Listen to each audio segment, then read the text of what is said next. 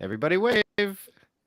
Everybody broadcasting I never know if you're live from the Milky Way or galaxy. you're just waiting a few seconds for things to Yeah, start. see what I normally do. Welcome to the show. I normally wave for a couple seconds to give it that lag because that first show we did, I jumped right in and it was a little too slow. So eventually it was just like, so I was waving for a few seconds. Then I started the intro. Then you talked over the intro. Now we introduced the show. Now we're going to go back to the intro, but we'll do the intro after we introduce you guys. Blake, tell everybody about yourself. Say hello and where you came from and where people can follow you. Hello, I'm Blake Wally. Or TV's Blake Wally, or Blake the eccentric gonzo journalist. I'm everywhere. I'm on Twitter though, and I'm here. Hello, everybody. It's great to be here. Excellent, great to have you, Miss Stephanie Jackson. Tell everybody about yourself and how they can find you. Yeah, definitely. Hi, everybody. Good afternoon. I'm just a regular person. Seems like my dog's beginning to snore. Let me know if it's too loud for you guys. No, aside from the dog, I just want to. So you're a regular. What? If you introduce yourself as just a regular person, what are Blake and I? I would say NPCs. Yes. Okay. NPCs. Well, we had you dubbed as what did we say? A deep state informant, an FBI. What did we say in the chat room the first time you started commenting? Something like that. And then you said that's who Blake was. All right. Yeah, it seems like everybody likes to exaggerate. That's always more entertaining and more fun. But I'm just a regular person, just being curious about everyday news. Excellent. Where do people find you online to see you tweeting about you can find me Devin on Twitter. Booker and that snake Kevin Durant? Yeah. Oh, yeah. That was amazing yesterday. Yesterday was the first day of Kevin Durant playing for the Phoenix Suns, and he did like 23 points. Booker did 37 points. Yeah, everybody's talking about the Phoenix Suns, so I'm proud to be a fan. But yeah, you can find me on Twitter at Stephanie 5Es and the letter J. Excellent. And yeah, if it weren't for that snake Kevin Durant joining the 73-win Golden State Warriors, the Cleveland Cavaliers would have had 3 out of 4 straight NBA championships. So I got an axe to grind with that snake Durant. But that's for an episode of The Unhappy Hour, not an episode of the Agree to Disagree show. But as I was trying to say in the beginning, broadcasting to you live from the Milky Way galaxy, the solar system, planet Earth, North America, the United States of America, Kentucky, Louisville to be specific. My name is Brian, and this is the Agree to Disagree show.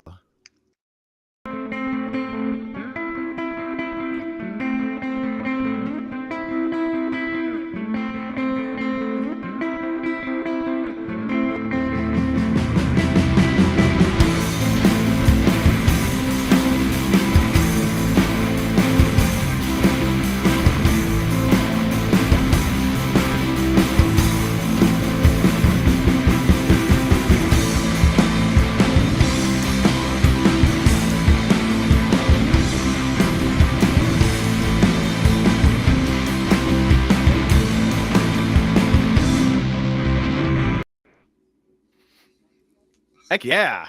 So everybody, thanks for joining us. It's Thursday, March 2nd, 2023. Now, here's something that we didn't have on our show notes, but I wanted to bring this up and ask you a question. Have you been experiencing this? I'm going to hold this up. What do you notice? What time is it? 3:16. Correct. Phone, same network, same type of phone. What do you see here? 3:19. Yeah. Okay, so these are cell phones. They're digitally linked. They should be identical. I had this in my car as well. I had to replace my beast. Oh, I loved her so. My Chevy Blazer. Blake knows that Blazer well. That Blazer. You've driven the Blazer.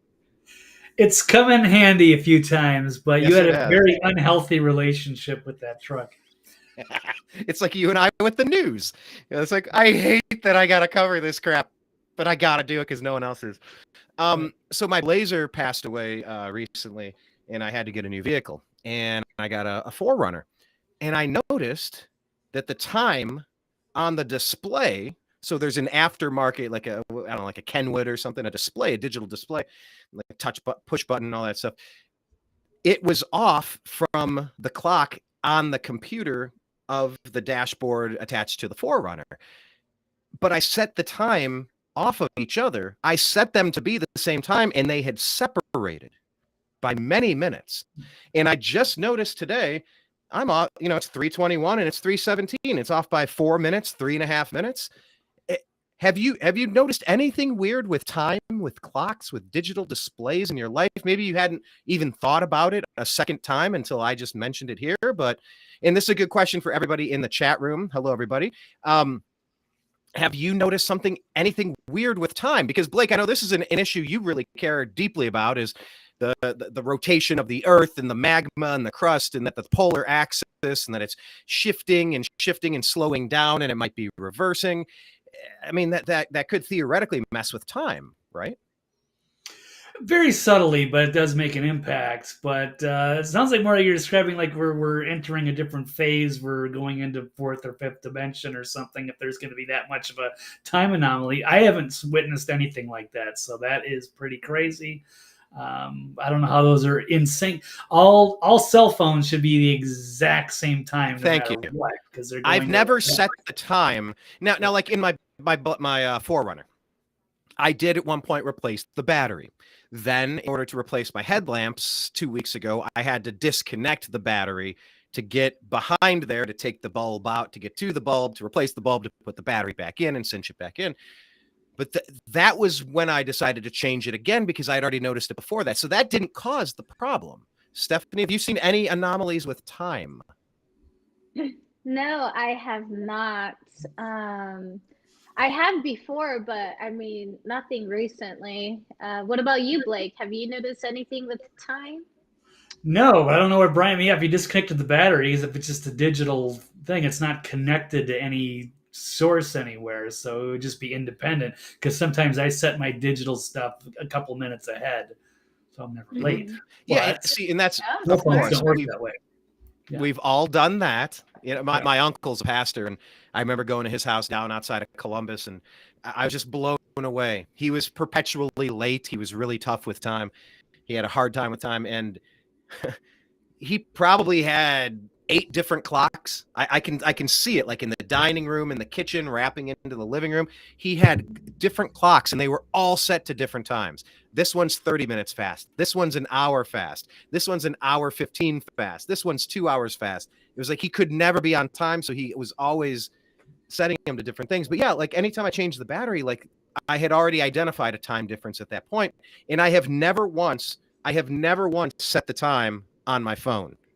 I like maybe a pocket watch or something with a device you got to manually turn, or maybe you have a clock hanging on your wall with a battery and you got to set it when it goes dead.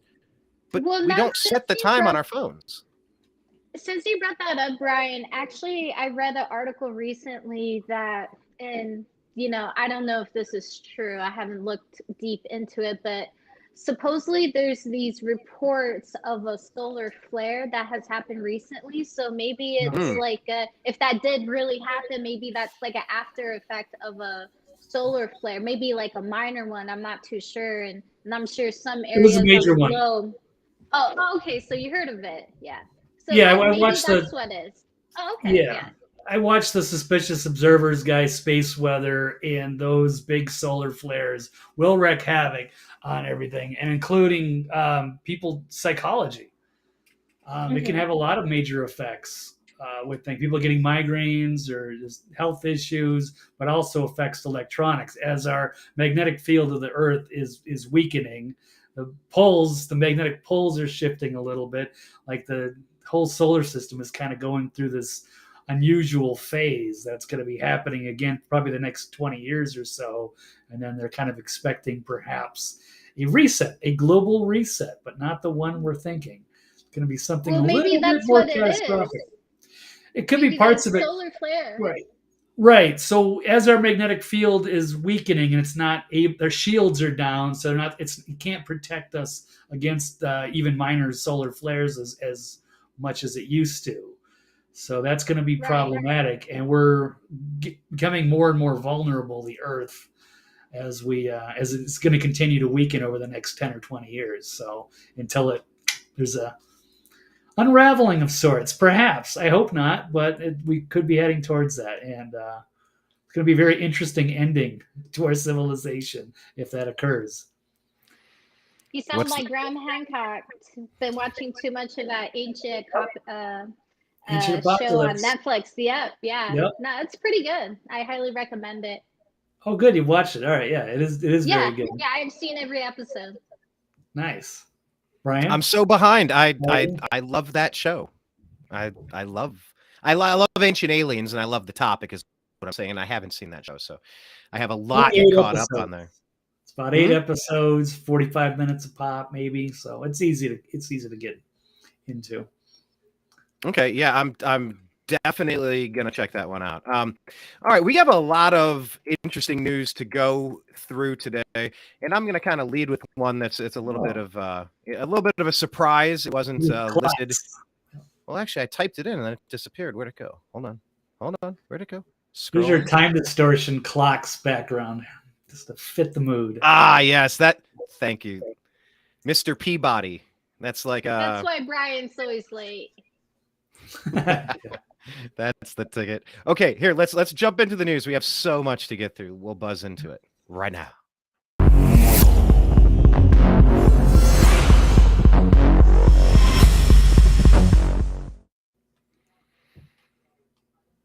Okay. Obviously, the topics are not formatted properly. I didn't have time to rewrite all of them. They're supposed to be in a statement that we can agree or disagree with. Blake always gives me questions, yes or no. It's like, no. Here's the statement. Do you agree or disagree? This is one I put in. I didn't have time to think it through. But Lori Lightfoot is out as mayor in Chicago. I guess, would you agree or disagree with the wisdom of the Chicagoans? We'll start with you, Stephanie. I would say the Chicago people are sick and tired of her. She's like, just like that South Park episode, just crying victim. And she, and the whole party that backed her up was liberals. And being the African American, and now they're even turning on her. And it's just she's just giving Jussie Smollett vibes. So I think she's gonna fade away. Smollett vibes. I love it. Blake, Lori Lightfoot has really been the poster child for, I mean, what would you say? Everything wrong with America? I mean, like, I love these cities, and I'll be the first one to say I love Chicago. I love Nashville. I love Los Angeles. I love San Francisco. I love Vegas. I've been to a lot of places, and they're so cool. At least they used to be. The slimy, grimy, criminal element has just eroded what used to make these formerly great areas, these gathering points, these meccas, these energy vortexes, these cities. They've really just fallen apart, Blake. I mean, what is your take on this? Because Lori Lightfoot, she came in third. She didn't even come in the top two. It's not going to be a runoff. She is out. What's your take on this? Because I was a little surprised to see it, because you always hear that it's the Windy City. It's not because of the wind. It's because of the politicians blowing hot air. I thought it was going to be rigged and she would just cruise to a second, another term. It didn't happen, man. What's your take? Yeah, it's I guess a little bit surprising. I didn't even pay that much attention. It's kind of a surprise. Like, oh, I didn't know they had their election now. I just figured it's like November, like everybody else. I used to really like Chicago. I actually really wanted to move there before I moved to Vegas. It's a long story, but yeah, Chicago was like the it city in like the 80s. And there was just so many like classic, great movies from that era. And they were all just seemingly like based out of Chicago. That was the place to be. I've visited there, went to Wrigley Field, fell in love with the place, but yeah, it's always had corruption problems, and I'm glad I didn't go there. And it's just not the same vibe anymore. It's just awful traffic. You can't park anywhere, too much crime. And she was, poster child for, it's like bad mayors, too much crime. And I don't know if she got beat by a Republican or did she just get beat by another Democrat? Because that's I'm pretty sure I was listening to some coverage on it. It's The person who's leading in the polls is a moderate Democrat, and I think the analysis was, they're going to work out something with the police union to reduce crime by a couple of percentage points, and it's going to be more of the same crap, but a little less dramatic. We'll see, but I think it's a moderate Democrat, as if such a thing exists anymore. There used to be moderate Democrats until they killed that moderate Democrat in his car in Dallas that one day right in front of everybody as a warning not to cross them. You might remember that from the history books, but I digress. I look, Chicago. My brother and I, we went to Chicago and we saw the band Blue October right when they were starting to get big, and singer bought me a Sam Adams after the show. It was pretty good times, good stuff. But we were considering moving our band there from Bowling Green, Ohio, moving to Chicago, and then our guitar player's like, if we're going to pay that much in rent, because we looked at places, we're like, holy shit, this is stupid expensive. How many people can sleep on the floor at once? I don't know. It better be a lot of us. Said, well, if we're paying that much for rent, why don't we go with nice weather? We almost moved to San Diego then at that point before settling on Los Angeles. But yeah, I love these big cities and I hate what's become of them. And I don't get how any of these Soros-backed district attorneys have not been thrown out. The George Gascon, I just shared a story, I think, on Twitter at American_media_. Follow us.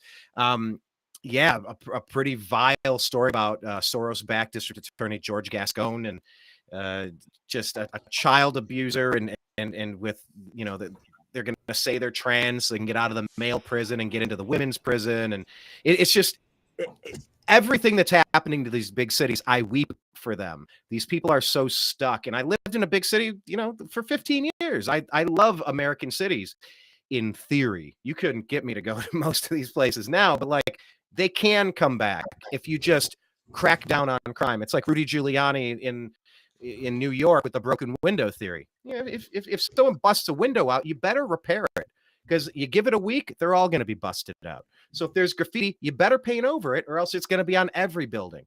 And it's like the cities have just fallen apart under Democrat leadership. Most of these big cities have been completely, universally, unilaterally run by Democrat district attorneys, mayors, governors for 60 years. Places like Cleveland or St. Louis, or go across the board, and the cities are falling apart. They're just, you can't even walk the streets without being accosted multiple times, or stepping on a needle, or stepping over a pile of human waste.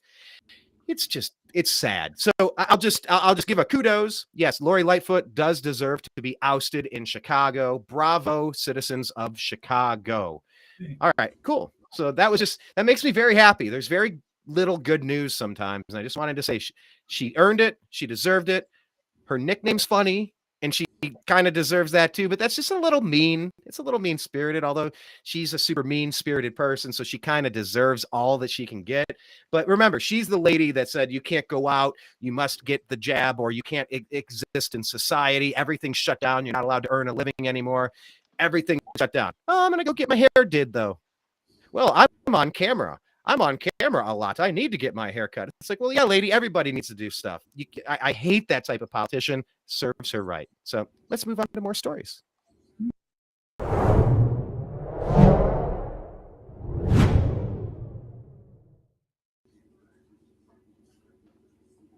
Okay. All right.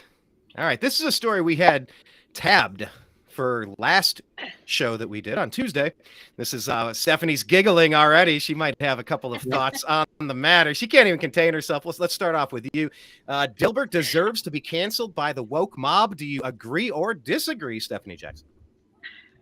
Oh man, the reason why I'm just giggling, because I'm afraid to say anything, because The woke mob. right now, you have to be real careful with your words, because if not, you will be canceled just like Scott Adams. But I've been a follower of him for a long time. Actually, when I first followed Scott Adams on YouTube, I didn't even know he was the creator of cartoonist of Dilbert. I didn't even know that until like way later on. I just liked how he would approach things and his whole thought philosophy, and there is something to learn from him. You're definitely not going to be coming away empty-handed. But the one thing I would say, being a listener for a really long time, he would always mention about being canceled. Like, I don't know, tomorrow might be canceled. So he's been talking about this for a very long time. He So has. in the way, I feel like he planned this. This was on purpose.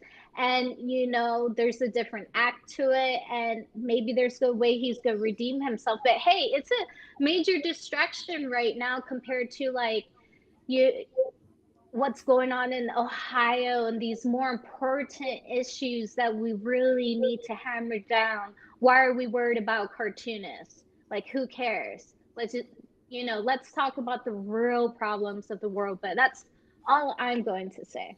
Well, I think you're onto something there, because yeah, I've been a long time listener, 0-time caller to Scott Adams, and I think when I first started listening to him, I had no idea that he did the Dilbert comic strip either. And as somebody who loves comedy and comic strips, I never thought Dilbert was funny. I never liked it. I was never into it. I never read it in the newspaper. I think he had a TV show. I think he famously says that his show was taken off the WB because they wanted urban content, and he got canceled for being white. He used to work at AT&T, and he was told by his supervisor, we can't give you a promotion because you're white, and we have quotas to fill, and we cannot promote you any further. So he left. So yeah, and you're right, Stephanie. He has been talking about getting canceled, and I think he was trying to push it really hard with the ESG. What is that? Environmental, social, what's the G? Grift. He was really starting to push that through Dilbert, trying to get canceled that way. But he keeps talking about it, and it's something that has been important to him. He's brought up a lot of times, and he is one of the more I don't listen to a lot of content these days, but that's one I had normally gone back to. I definitely noticed a change as he went through his divorce. I noticed him getting a little angrier and kind of lashing out. Like, he's always been a dick to people in regards where a lot of quick blocking. And when he gets set off, he will like, you can see the fire spark in his eyes, and he will go off on a tangent for a couple of minutes, just in outrage of whatever some idiot typed. And we're all allowed some of that grace. I shared with both of you that clip of Bobby Knight giving that interview. He's like, and I'm a little disappointed. And he tries to contain it for about a minute, and then he just kicks a table over, and he starts cussing. And he gets up. I'm done with this. Like, he just can't take it. So I've noticed a bit of a change in Scott over the past 6 months or so. And also with what's coming out about masking, never did anything. We all knew that, but he was, he had thoughts on it, and but his thoughts evolved. He did. I can't speak for him, because he would often talk about going into the store not masked, and nobody would give him grief over it. And so like he would try things, but then he'd also kind of promote it, or at least he'd promote the possibility that it could potentially help somebody. So why not?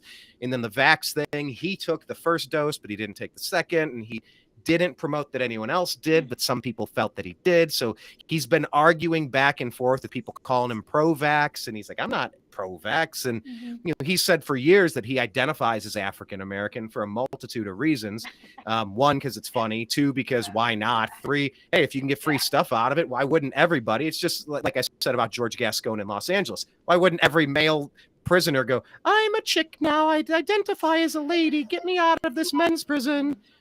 Every sane person would pretend to do that to get out of a place where you're going to get shanked by a dude, or choked out, or molested by him in the shower. So, the whole Scott Adams thing, I followed the arc. I can't speak for him. But yeah, he's provided a lot of interesting entertainment over the years, and clever insight, important insight. I don't agree with him all the time, just like I don't agree with anybody all the time. But it's been good information. Blake, I know you were keyed up on a lot of areas for this topic, and we were ready to go, and we just ran out of time last time. And this is a big story. And before I get to you, Blake, I just wanted the final thing here. Stephanie, you were saying like yes, this is a distraction, and yeah, I completely agree. However, this is very important, and it is one of our top issues, because this cancel culture woke mob, pitchforks and torches, it's the scarlet letter from, with Hester Prynne. It's the Salem witch trial. This is about how can a tiny little group of angry blue-haired people ruin a human being's life. This has been prevalent through, like I said, back to the 1600s, moving on to today. But this standing up for yourself and fighting the cancel mob is an important story, because this is why so many people are scared to talk freely in the United States, because of the mob, for fear of losing your job, for fear of getting canceled. It's a real thing. And the poll that Scott Adams cited, this is a Rasmussen poll where roughly 50% of the people, it was a poll of people, all blacks, all Black Americans, and roughly 50% of the people polled could not say that it's okay to be white in America. I'm sorry, that is one of the top disgusting, terrifying issues going on in America right now. Obviously, the water we drink in East Palestine and the air we breathe in Pennsylvania as it wafts east. But the fact that 50% of the Black Americans polled in this Rasmussen study couldn't say that it's okay for you to have a peach pigment of your melanin, like, that is definitely worthy of conversation. And the Cleveland Plain Dealer, once again, claiming Cleveland, repping Cleveland, although I'm from a suburb, I still value that state and that city. That was the first place where Scott Adams was canceled. So that'll be a little fun fact. They were really bragging about it. Our paper will not tolerate. Oh, you'll tolerate all the people saying it's not okay for those people to exist. You're not going to talk about what he's talking about. You're just going to say that, and so they cancel him, and it's been a domino effect from there. Anyway, Blake, that was a long transition to pass the baton, but take it where you will, sir. Scott Adams canceled. What say you? Well, yeah, I'm looking at this poll and I'm saying I don't get why. It seems like he's taking it way out of proportion as far as I'm seeing it, like taking it so literally, like it's fact. And I don't know how many people were polled. I don't know the full context, but to make a big blanket statement like that's affects all people in the way they think, or to what degree they think that, I don't know. So, there's a danger of, being on live streams too much, I think. And you can kind of get burned on that. And it provided some low hanging fruit for the liberals to take and run. I don't agree that he should have been canceled. Yeah, he should be, criticized to some extent, or they should get more clarity on what he actually meant by that before they just, condemn him and start canceling his cartoon everywhere. I think that pushed too far as well. I think he's a nice guy. I don't follow him like that, but I know he's around. I know you guys follow him. I see him, retweeted. He appears in my timeline. I don't find him all that interesting, but I appreciate what he does, and he is like an interesting voice to put stuff out there. But yeah, I guess I said it's the danger of live streaming too much. And maybe you're in a mood or in a funk, or you misread something, or you look too far into something and make it into something bigger than it really was. And he kind of got burned by that. So I think he should kind of walk that back or explain it himself a little bit better. And they should allow him to come back. We need to get on the same page, and we got to work together on some of these cultural issues rather than just, before we just start trying to ruin people's lives. And it was sad because there's so many great stories going on, and the liberals, they're trying to dodge all of the uncomfortable things, and then they just zero in on Scott Adams. So when I look at the time for the feed for my hacks, flacks, and lackeys, it's like all they're talking about is Scott Adams, like that was the only story going on, when there's just bombshell after bombshell. Ukraine or Ohio train wreck, or you name it. There's so many things. So that's what they look for, because they can't talk about anything else. But Scott Adams got burned a bit. So, oh well. Any rebuttal or follow comments, Stephanie? I would say maybe we should try to get Scott Adams on, just see, what's he hasn't really been on any interviews, really. I believe just like one he has confirmed. One. Yeah, Yeah, he said so he said he did a maybe wide-ranging interview with Mhm. Hotep Jesus, and that was the only Ooh, one he's okay. done. I have to check that out. So yeah, maybe we can ask him to come on and just hear more of his side.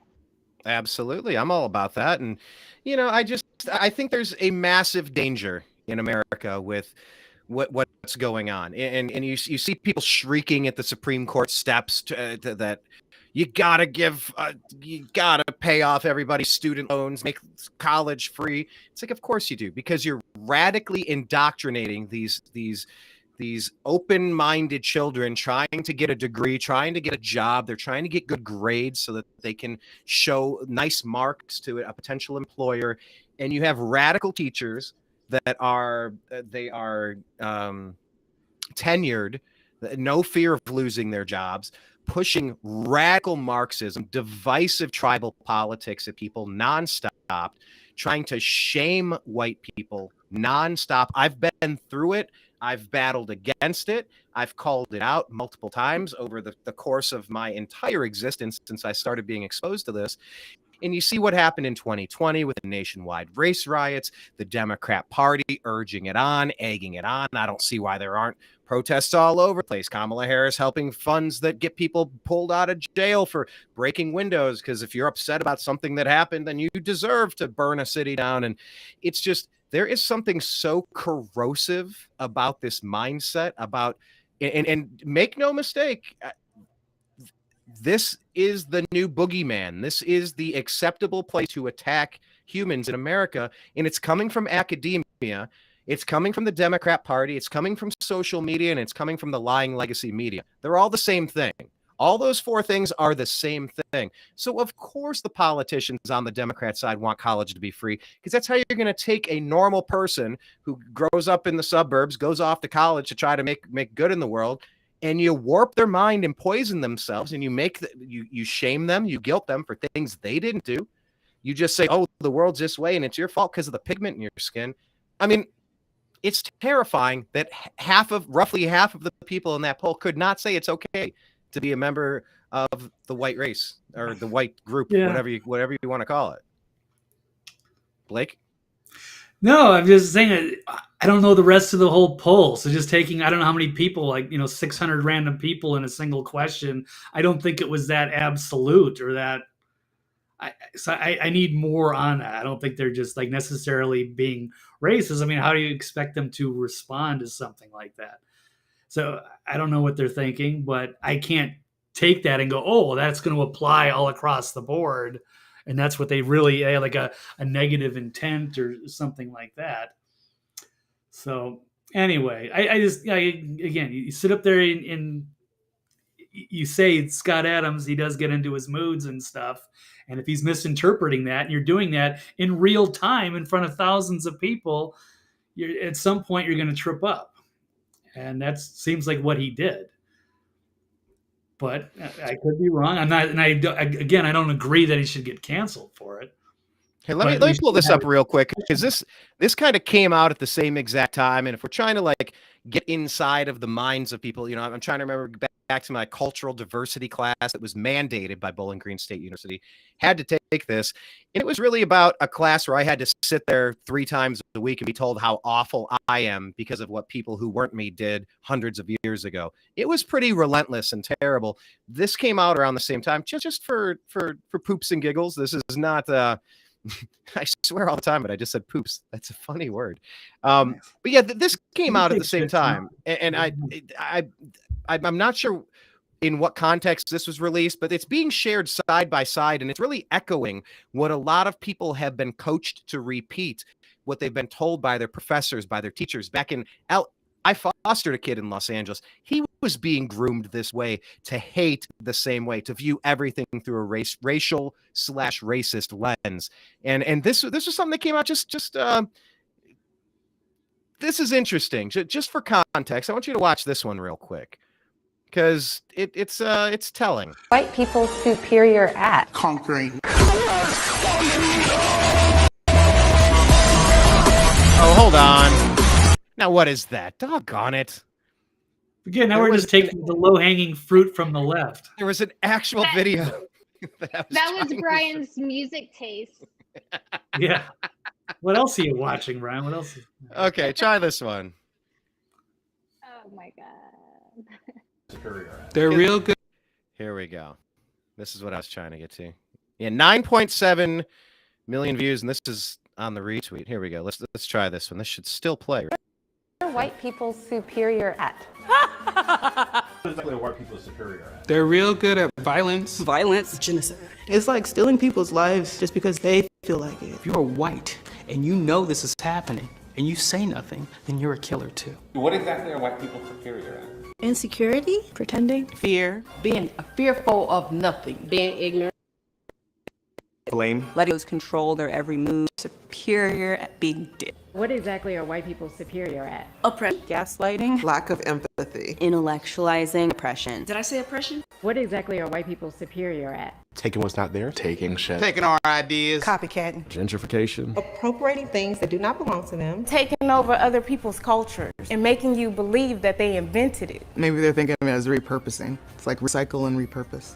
As my grandma would say, the white folk, they'll take it if you don't copyright it. They are very good at destruction of land, destruction of people, destruction of humanness. Republican, whether you're Democrat, whether you're conservative, like white people are really good at upholding white supremacy. How about claiming that, you know, they are actually a whole separate race, when actually white DNA comes from the black female? So what exactly are white people superior at? Honey, lying, stealing, and cheating, manipulation, withholding information, Lying, telling lies. So yeah, I think there's something happening across the country in academia that is poisoning the brains of people to make them hate in a way that it's okay to. And I always do this. I always just say, all right, let's just always reverse races and see how that feels. Okay, let's have a big sampling of 30 people. What are black people superior at? And then have this remarkably offensive montage that these people are proud to talk about. There is a disgusting racist element that's sweeping through the country, and the Democrats, the lying legacy media, they're fueling the fire, Blake. Yeah, I can agree with that to an extent. They are definitely divide and conquer. And I wouldn't want to see a video like that of white people saying things about. Imagine Let's imagine people they would get. Because I don't want to be like lumped in with all of the white people they would put up there to say. Yeah, but that's the point, though. They don't think they're terrible people. They think they're superior people, calling out evil people because that's what they've been told to think. They think it's okay to talk trash about people because of what they look like, as long as they're white people. So I mean, like, yeah, I mean, they like to put that stuff out, right? Kind of rile everybody up and try to set a new narrative. And yeah, it's poisoning the well. It's not good. It doesn't help race relations. But yeah, I don't think those people represent everybody, and I try not to take it too seriously. But yeah, a lot of people get really worked up over that kind of stuff. And I guess that's the norm because you're seeing how many millions of views that got. But it's not good for anybody. And yeah, it's just sad to see that we're being divided over something dumb like that when we could be building a better culture.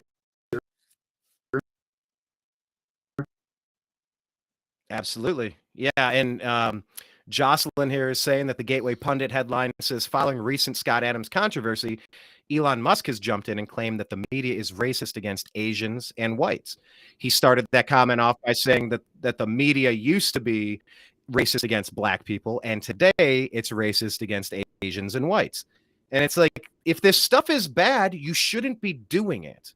And if it's okay, everybody should be doing it. It's not okay to bash whitey. If it's wrong, it's wrong. I remember all those years ago at Bowling Green State University, I wrote an article for the opinion page, and I said, there is no such thing as reverse racism. There's only ugly, hate-filled racism. Because what we were being told is that the only people that can be racist are white people. And that was the second part of the Rasmussen study, by the way. The question was, can black people be racist too?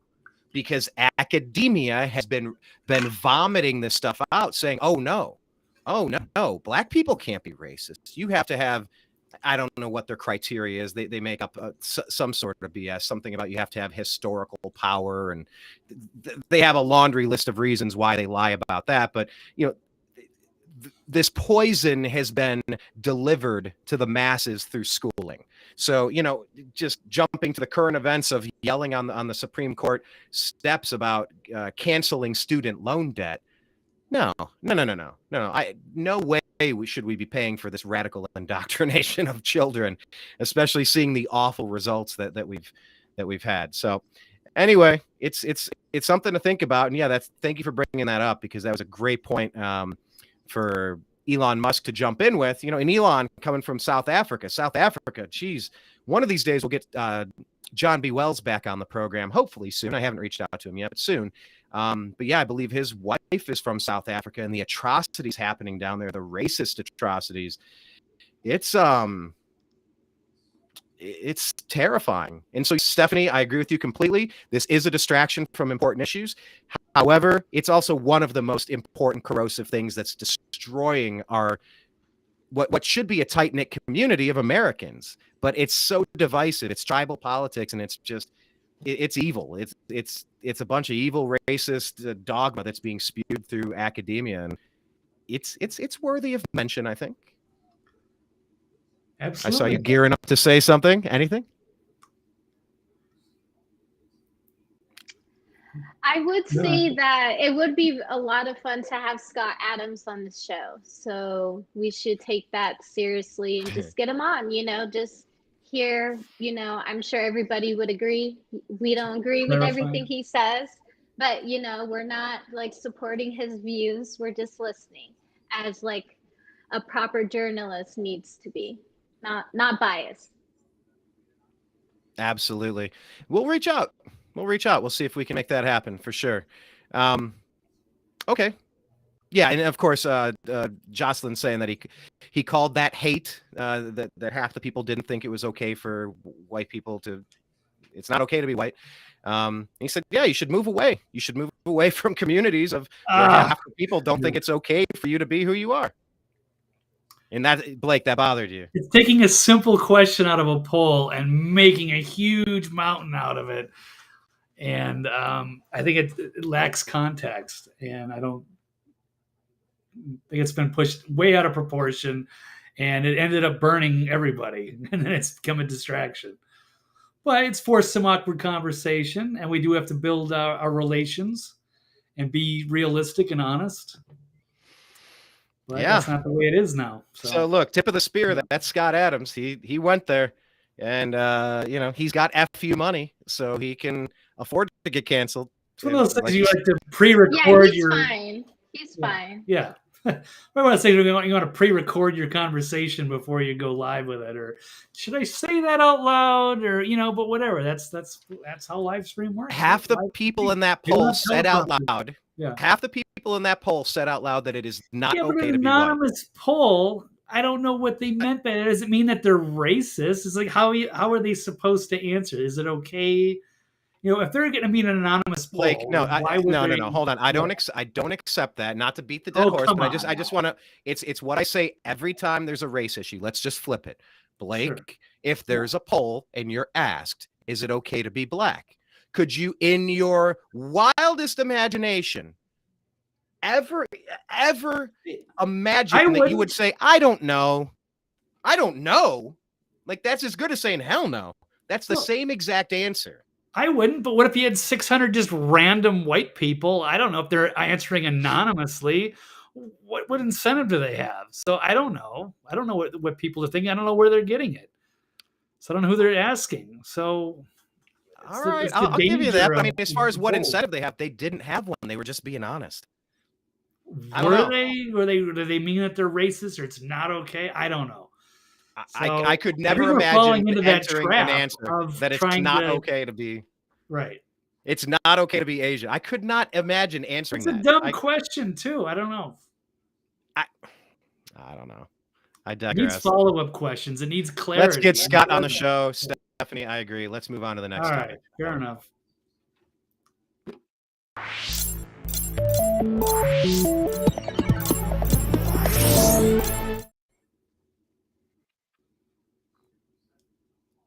All right, the Wuhan lab. Yeah, I don't want to call it a lab leak though, because a leak and actually in my neighborhood there were people out with, God, there must have been 20 different trucks. There were flashing lights. There was a crane. There was like a flatbed with a crane on it, and I finally stopped a guy. I was going for a walk, and I said, "What's going on?" He said, "Oh, there's a gas leak." Oh, well, hey, thanks for helping out. Appreciate it. But the Wuhan lab leak sounds like it's something that was accidental. I am not willing to assume that this was accidental, the unleashing of COVID-19. So I'll set that turn of phrase aside. But Blake, has the Wuhan lab leak been a cover-up from the start? Would you agree or disagree that it's been a cover-up from the start? Oh, I completely agree. That was the most obvious answer. And they kept trying to push that because they're going to get into a lot of trouble. Could you imagine if you were responsible for that? If you were funding this stuff, gain of function, and you were doing it outside of the United States in a hostile regime, so you could fly under the radar, and then it leaked out, and then go, oh my God, what do we do? Oh, well, let's pretend it came from the wet market across the street, and then it came from a bat. I don't know. And maybe a pangolin kissed a turtle. Yeah, something like that. You got to come up with something and hope that people buy it. And then they got so much freaking money, they can just buy off everybody. And that appears to be what it is. And it looks like there were some doctors who were on board with that, and then they were paid off. They got big funding to take that particular narrative. But it's also protecting a lot of people that could be going to jail, like Fauci or Daszak or some of these others, and people that are in the Pfizer and the pharmaceutical industry. So they had every reason to try to distract from that. Of course, the Chinese don't want to be condemned worldwide, even though they already are to some extent. But yeah, to be responsible for millions of dead people because of their carelessness. I mean, these things happen. They should have done it. 7 million deaths. Right. So they never should have been doing it. There's a reason why this stuff is illegal. There's no reason to be messing around with spike proteins and viruses and trying to create new things in a lab that could hurt people, and then trying to, create vaccines in case, things like this get out of hand. I mean, it's just, it's dumb, it's careless, and these are just like greedy psychopaths that are messing around. And yeah, it's caused major problems, and it's time to get the narrative right, because they've locked this down. It's not even only the people that are dead; it's all the lost businesses. It's all the people that had to suffer to take an experimental jab or to move out of California. It's disrupted everything. And if they had their way, we'd still all be locked down. Oh God, yes, yeah, but that's the distinction. It's very important to make, I think, is that careless and reckless. That's one way to view it as a leak. I don't tend to think that it was a leak. I am at least open to the concept that this was absolutely intentional. At least it's possibly intentional. And once again, I did a podcast. I just found the file. I was sending Blake some original music. We kind of revamped our intro, and we had a little bit of a copyright snafu and a little inside baseball. Don't sweat it too much, but we're getting it fixed. But I was sending you files yesterday, Blake, and I came across my interview with Little Fish in a, God, what the hell is it called? I used to know it. Now I'm screwing it up. Big Fish in the Middle Kingdom, Little Fish in the Big Kingdom. And that was a guy I knew from Los Angeles, one of my brothers, and he was living in China. He's a filmmaker, and he invited me on his podcast. And I believe it was April. It was a couple of weeks after COVID-19 was unleashed upon the world, not leaked, unleashed, accidentally or intentionally. I don't know. And I definitely discussed the fact, talking about Wuhan and people saying that it came from China, this, that, and the other. He cut all of that stuff out of the podcast. Now, I understand that he didn't want to end up like Otto Warmbier in North Korea or something. He didn't want to end up disappeared by the CCP. I get that. But for years, Stephanie, we were silenced. We were threatened. Our accounts were dinged. We were banned. We were prohibited from going live. We couldn't add, like, all the restrictions possible, because we were not allowed to mention the theory And it wasn't a theory. Everybody knew at the time, except the media, who was trying to get Trump. Because why? What did the media do, Blake, that I was saying they're doing in academia, in elementary school, high school, and college? They are pushing racism. That's their one weapon. It's just the only club they have, and they just beat their opponents over the head with it incessantly. They call President Trump racist. Mr. Trump, there've been cases, President Trump, there have been cases of bias attacks against the Asian community. Why do you continue to call it the China virus? Because that's where it came from China. And they called him racist incessantly, insufferably as well. So, Stephanie, what's your take on this recent revelation with the Department of Energy that it's likely, I believe that's how they phrase it, along with the FBI, likely with a small degree of certainty? I mean, they're hedging their bets every which way, but I think they're trying to get around. I think they can't lie about their lies anymore, so they're trying to spin it like the 51 intelligence officials, the former intelligence officials, that said, no, we didn't say it was Hunter's laptop was Russian disinformation. We said it had all the hallmarks of being Russian disinformation. It's like, you son of a bitch, don't you parse words with me. I know exactly what you said. We watched it. You lied to us. It's just like they were lying about Trump, and it's just like they lied about the origin of this, because Fauci's getting residual money from the NIH. Every time the vaccines are sold, he's getting kickbacks, and they pushed it, and they demonized ivermectin. They demonized hydroxychloroquine, and they said if you mentioned Wuhan, you were racist. You weren't accurate, racist. Stephanie, what the heck? I would say the conversation is definitely very open on all sides, the liberals and the Democrats. Like recently, Whoopi Goldberg, out of everybody on The View, brought it up about like she actually played on The View that Jon Stewart bit that you guys shared the other day. About there's been an outbreak of chocolatey blast. Goodness in Hershey, Pennsylvania. And not right now, but if you guys want, I could screen share it and play the video of her talking about it. Like it's nice. Like everybody, I think, is just fed up. They're sick and tired. They want to know the origin of this, whatever, so it doesn't happen again. You know, people are traumatized. It's definitely gives everybody PTSD about it was a hard time for everybody. You know, and everybody went through that same struggle in some form, or you know, in some any form, you know. And but yeah, it's Whoopi Goldberg on The View talking about all of this is definitely something we need to watch. All right, you got it queued up. You know how to do the share screen? Does she have access, Blake? You'll I have to. have it. Yeah, we'll just have to give her permission. Okay, here. So I could play it?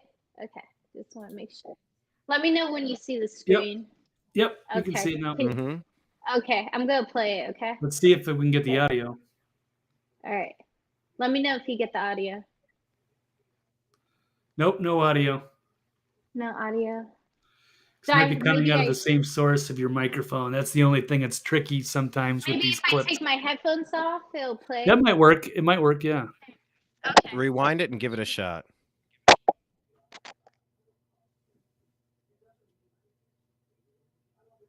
No. I can slightly hear something. I can't hear anything. I can slightly hear it. It's just very quiet. Can you turn it up on your computer? Oh, there we go. I did, but it wasn't working. Never mind. Maybe you guys can pull it up. If you have the link, you can probably send it to Brian in the private chat, and then we can pull it up. Yeah, because this is it is a little confusing with the audio function. Sometimes I gotta put my microphone in front of the speaker and everything, so it's. Blake, while she sends that to me, can you just kind of reset us on who announced what this, like the brass tacks of what was revealed in the past week or so about this? Because do you find it odd that they're now admitting these things that they were straight up lying about for 3 years in a row? Well, it is odd, and that's been also put out there. Like FBI Director Christopher Wray, he was on the Brett Baier the other day talking about it. He basically kind of lied and covered up everything, or didn't want to talk about anything major except for the lab leak, which was surprising to see him talking about. So it's weird how the narrative is shifted, because that was like something you weren't really allowed to do, or that wasn't, they wanted to control that narrative very tightly. And all of a sudden now it's come out that it seems like the Department of Energy saying that it's come.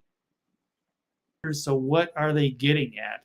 Or is this some sort of play against China? Maybe this is retaliation for the flying the balloons over, or is this something else? Maybe if they were cozying up to Putin in Russia, that's going what I'm around thinking. Taiwan, and so now they're kind of like, hey, you know what? Forget this China. They're pushing back, and now they're putting the pressure back on them. So can we all can we all identify the problem with this? God, what's that phrase? Oh, what a something web we I'm screwing this up. Oh, what a tangled web we weave. This geopolitical thing where it's just you're lying about everything, and you lie to cover up your lies, and then you lie to cover up the lie you told about the first lie that you. It's just like, can we just, Biden has been acting as a puppet for China. And now we're going after China because China's teaming up with Russia, because we've been framing Russia for 7 years. The Democrats and the lying legacy media and social media and academia, the same four things, have been blaming Trump and Russia for everything they've been doing. It was the coup in 2014 with Victoria Nuland, Joe Biden, Jim Biden, Hunter Biden, Barack Obama. It's the same group of idiots that put Zelensky in there, overthrew who they had so that they could wage this war with Russia 7 years later. And then when China starts cozying up, okay, now we used to work for China because they have the dirt on Hunter, and we have so many bribes and kickbacks, but wait, now they're teaming up. So now we're going to go against China. It's so damn stupid. Like, they think they're the smartest people in the room, but they're really the dumbest people in the room with all of these lies. They cannot even keep them straight anymore. So I did pull up this clip here. Let's see if it plays. I'm not sure how much of this you want me to play. Stephanie, do you know? It's a 6-minute, 44-second clip. Yeah, I'll let you know. So let me just prop this video up. So yes, please. On The View recently, Whoopi Goldberg talked about the whole COVID situation, how it came about, did it really come from a lab? And it was probably the most healthiest debate I have ever seen on The View. We were finally talking. Yeah, that's not saying much, but I'll take it. I'll take it. Yes, but I would say the video will speak for itself, and I want to hear your guys' thoughts. So yeah, all right. play the clip. Let's roll that beautiful bean footage. Let's go here. Since the early days of the pandemic, many health experts claim that COVID outbreak probably began in an animal spreading, and it was a human to animal, animal to human. Yeah. Right. But yesterday, FBI Director Chris Wray said the agency has thought for some time now that, quote, most likely it came from a lab leak. Now, Jon Stewart also talked about the backlash he got when he brought it up to Stephen Colbert in 2021. Take a look. There's evidence I'd love to hear. There's a novel respiratory coronavirus overtaking Wuhan, China. What do we do? Oh, you know who we could ask? The Wuhan novel respiratory coronavirus lab. The disease is the same name as the lab. The larger problem with all of this is the inability to discuss things that are within the realm of possibility without falling into absolutes and litmus testing each other for our political allegiances. And the two things that came out of it were, I'm racist against Asian people. Of course. And how dare I align myself with the alt-right. Now, he's right. The politics got in the way of a lot of for the truth. They still are not saying and she was behind it. And that's a problem. They still don't know for sure. Who knows where it came from? Maybe it did, maybe it didn't. But I know that when the last guy before Biden said anything about this, he made it about Asian people.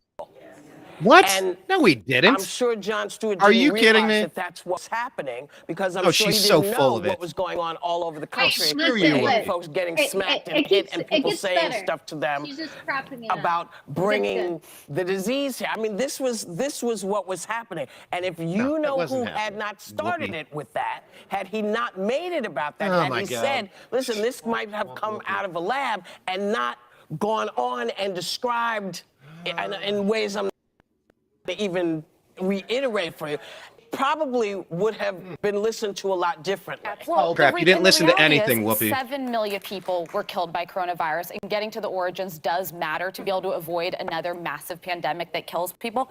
I remember February of 2020, before a lot of countries were even shut down for travel, I was at the DOD, and we were talking about an accidental lab leak as a very legitimate way Or that this may intentional. have come about. Now, there is not consensus in the scientific community, but the effort to silence it, I think, was destructive to getting answers.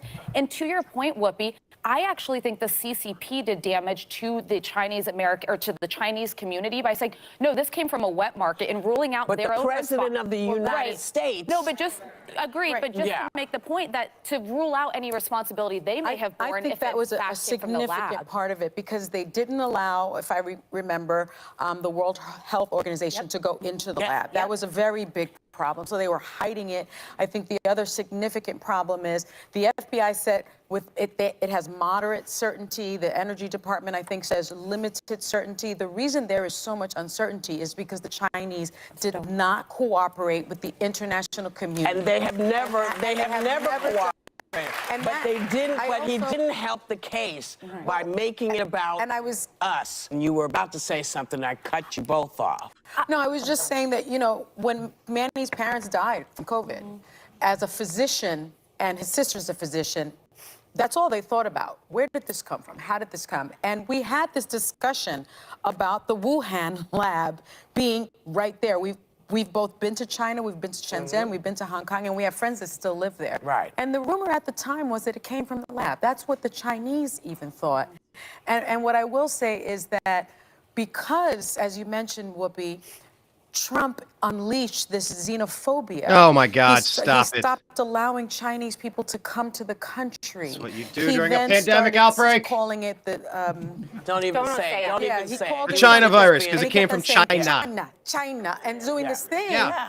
where Yeah. I was He even did. concerned as He should someone have. who had lost family members for Manny to even bring it up. And that is really sad, because when you can't trust the transparency of your government, where are you? Well, in Jon Stewart's touching on, in that quote that was in the intro, he spoke about how we're having a problem with conversations, even when they're somewhat possible, falling into absolutes or political allegiances. And that's the case for a lot of conversations. So when you even look back, because of the politicization of this from people who were saying, you're using Tough racist word, dog whistles and politicization. 1,000 other things, which was completely ignorant, it was just as ignorant for people to come back at Jon Stewart and say, well, then you are a racist, and that you must be associating with the alt-right. Both of those were screaming ignorance, which now when we look back, having open conversations about the vaccines, the school shutdowns, everyone had a different idea. There wasn't one right way to do it. And there still isn't. And There was one right way. You've got to be able That's to the talk issue. about it. And we missed out on important facts along the way. So Josh Rogan at the Washington Post, who's one of the best reporters, in my opinion, on Well, covering China, the obtained cable. conversation continues on here. I tried to offer a little bit of commentary in real time as it was was occurring there. Yeah, I but the can't one help thing- yelling at the screen when they're just lying about this shit. But yeah, any highlights, Stephanie, that you wanted to kind of circle back to pull a Jen Psaki, and I want to circle back on that. Well, it's one thing that I found very interesting about that whole clip is that I was actually very happy about it, because regardless if you're a fan of them or not, or what's your political view and whatnot, at least they're beginning, we as a collective are having more of a conversation of like, hey, this very probable did come from a lab and it was a leak, or maybe it was on purpose, but everybody's really hungry for the answer. And that is just a little bit breath of a fresh air, especially out of all people coming from Whoopi Goldberg, that at least we're heading in a direction of finding an answer. And we're questioning. Of course, it's different levels, but at least we're having that conversation. So I thought that was pretty good. But thanks for sharing, playing that clip. Yeah, thanks for sending it. Yes, at least we've gotten to the point where we're talking about it. Well, it's about fucking time. It only took 3 years of lying and gaslighting. Even there, oh no, when Trump did it, it was xenophobic, and he called it you can't even don't even say that word, the China virus, because it came from China. Yeah, like they're still painting it incorrectly. They're still gaslighting. They're still running their racist train through town, and they're. Yes, they've conceded 20% because the rest of the way is obvious. They've taken 2 steps over. They won't walk over into the light. They won't go to to the correct side of it. They'll give you a couple steps. They'll toss you a few breadcrumbs, I suppose.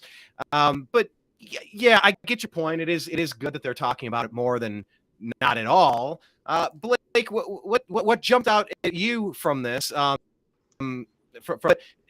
I want to pull this off the screen here, but so I want to mention it before I go to you, Blake. Yeah. This is from Jocelyn. She said that China has issued a warning to Elon Musk to stop promoting the Wuhan lab leak theory. We got to stop calling it the lab leak theory. Words matter. The Wuhan coronavirus release. I'm not calling it a leak. That feels accidental. It's the Wuhan COVID-19 release theory. He could be breaking the pot of China. That's a Chinese saying that's similar to saying biting the hand that feeds you. And I think one more point, Blake, and I'll toss it to you. I think the only reason people like Whoopi are talking about some of this now, I think what Elon Musk has done to save humanity is incalculable. I think even just the small little thing that he did to purchase Twitter and allow free and open communication of actual facts again, the lies cannot hold up. The cockroaches will scatter when the sunlight appears. When Whoopi starts scattering, she's the biggest cockroach out there. Yeah, you can't buy out Elon Musk. You can't buy Elon Musk. That's the most biggest thing right there. So he's gonna do what he's gonna do. And anything he sets his mind to, it always happens, from Tesla to SpaceX, Boring Company, Neuralink. He's successful in every form and format. So that's one of the greatest things. You can't buy him out. Exactly. Once again, he's got that Scott Adams FU money. Of course, Elon has way more than Scott does, but you take the point. When you got your basic essentials covered, you got a few million in the bank, you got a little bit more leeway to permission to speak freely. Fuck it, let it rip. Like cancel me, motherfucker. So Blake, Whoopi Goldberg and that exchange there. What were your takeaways? Well, The View is a terrible show. Yes. I really hate most of their stuff. It's pretty dumbed down, very ignorant, and they play within a certain set of parameters and talking points that they just kind of keep their audience in a bubble. So, I used to like Whoopi Goldberg as a comedian and an actress, and she's been really terrible politically. And usually we end up making fun of her on The View, but she did it to herself, but she's in that position. But I think they also kind of drink their own Kool-Aid. They believe the propaganda.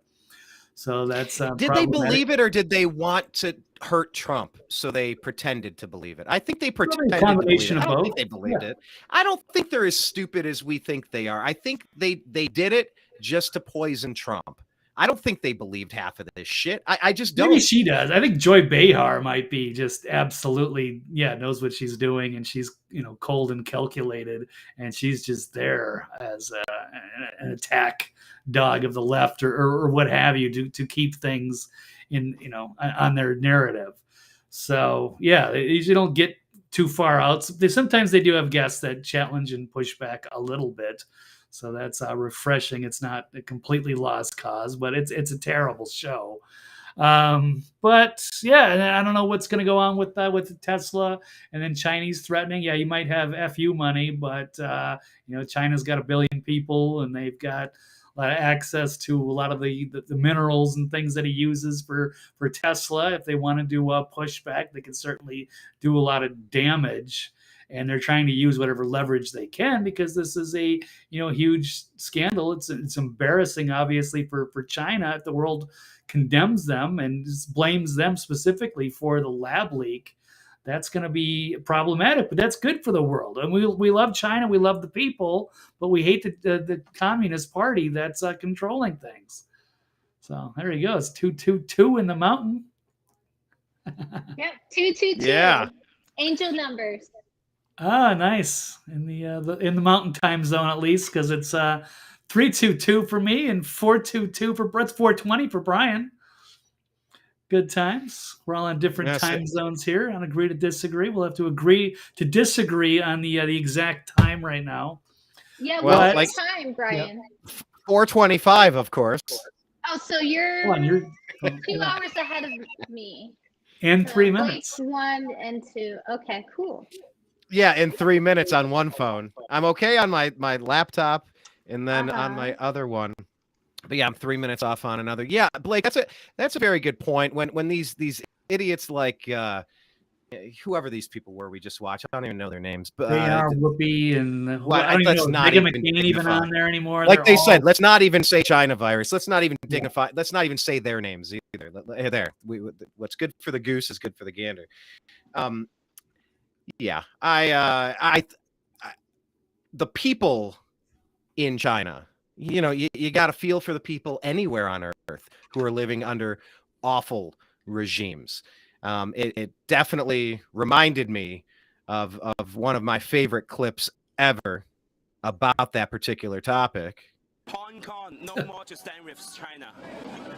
We need independence. Yep. And what's your message to? Have you seen Donald Trump? Do you think he should step in? Donald Trump don't trust China. China is so. Yeah, good stuff. But let me just bring it back and circle back here. Pull a Jen Psaki. The CCP, they are assholes. Like they are human rights abusers. They are violators of all human decency. And that right there, that was a Hong Kong protest. Remember what was happening? Blake, you and I talked about this briefly on the last episode. It was 2019, 2020, when the Hong Kong protests were happening. Hong Kong operating semi-autonomously. They have their own court system. China was jumping in and saying, no, there's people we want to take out of your country and try in our legal system. And they're like, hell no. And there was a big uprising that I was covering greatly for the New American Media. I was covering it bigly, as Trump would say. And it was right around this time that Wuhan's coronavirus, the COVID-19, was unleashed.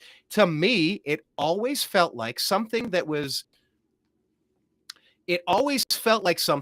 could have intentionally been designed to kill off the protesters. But oops, it's super transmissible. It is super contagious. And it went across the world. I don't know if that's what it was, but that's always what my brain brought me back to, was the Hong Kong protests getting shut down by coronavirus. Yeah, it's probably a part of it is to distract from that, because that was very embarrassing for the Chinese Communist Party to be exposed like that and to have people in Hong Kong asking America for help. But whether they released it to wipe them out, it's just the virus itself is not as deadly as you would think. But then there was the Event 201, and I know Jocelyn has also mentioned that. So it seemed like they were readying some sort of a pandemic. And he had Fauci on video saying that there would be something like unplanned or an unexpected sort of an outbreak that would happen during the administration. It's kind of like they told on themselves. So they did know something was going to happen. I don't know if it was totally related to the the Hong Kong protests, but it certainly helped at that same time. It all kind of worked together. And I think it was their big push going into 2020 and to also get to the lockdown, the mail-in ballots. And the mail-in ballots. Oh, my Right. God. We need drop boxes. Yeah, just go ahead and throw as many pieces of paper in there as you want. We might even not even put a camera on it. Yeah, nobody's paying attention. Zuckerbucks. No one's looking at signatures. Millions of dollars put in these shady AF drop boxes all over the place. No signature verification. I can't. The pile of, like I said this on the last show, there is a pile of evidence now of things that I've been saying for 3 years that I was canceled for, I was silenced for, I was demonetized for, I was ridiculed for, I was mocked for, I was probably pushed out of job opportunities. I won't bore you with the details, but there's probably been at least one, maybe several. And it's all true.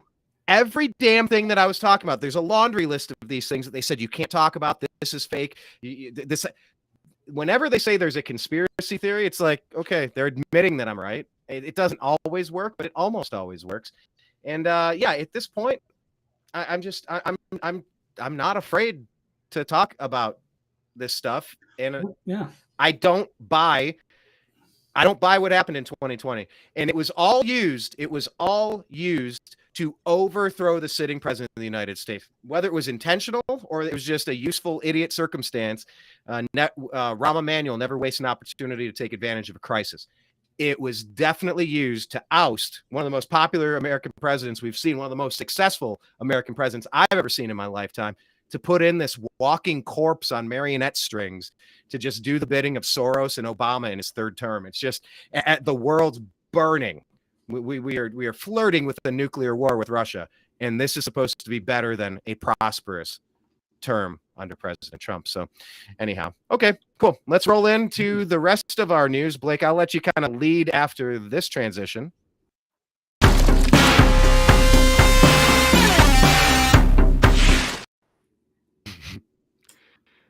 Okay. That was loud.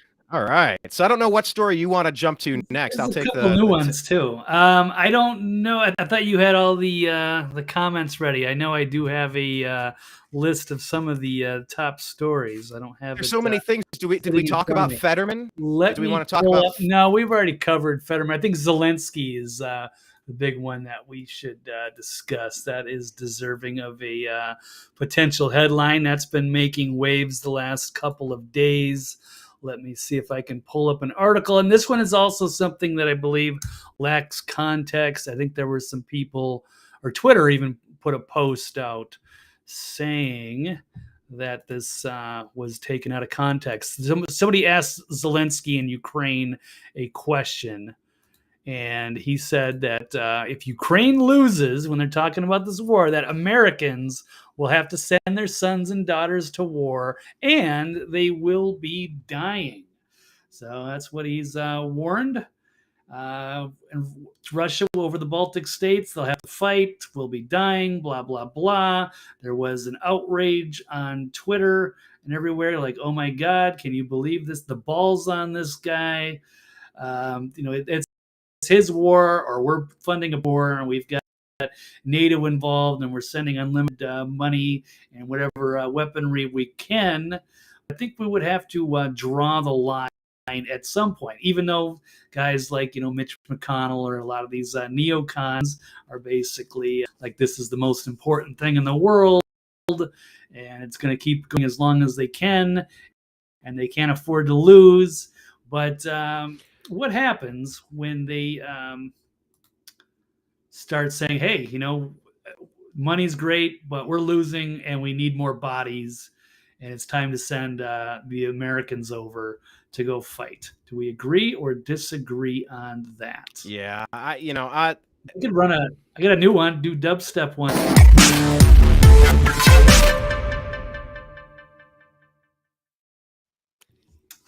Okay. Yeah, I would say it's dangerous. It's always something you should pay attention to when you have John Kerry, Mitt Romney, Mitch McConnell, Hillary Clinton, Barack Obama, George Soros, Zelensky. Go down the list of awful people with awful ideas who are so clearly blackmailed and compromised and on the take, allegedly.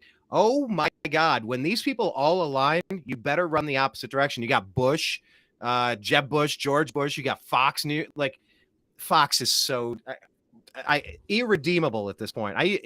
Fox is so I'm so done with them. But like, I think Vladimir Zelensky has officially become an enemy to the United States, and it's time we all start telling him that, and we start speaking freely, openly, honestly, clearly, and loudly about that. Don't you dare threaten killing our children, our young men and women in this country because of your grift, because of your money laundering.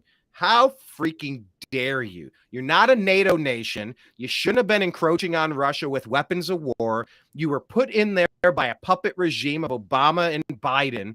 You're doing their bidding, and guess what? We're done with you. We don't like you. We don't trust you. We have no empathy for you. We are begging for peace deals. You don't care. You are funneling and siphoning money out of the United States coffers at a time where our rail lines need to be repaired, at a time where we need the funding for the EPA to do their damn job instead of incinerating a problem, to actually suck it up and treat the chemical waste that's going on. We have how many people sleeping on the streets in this country?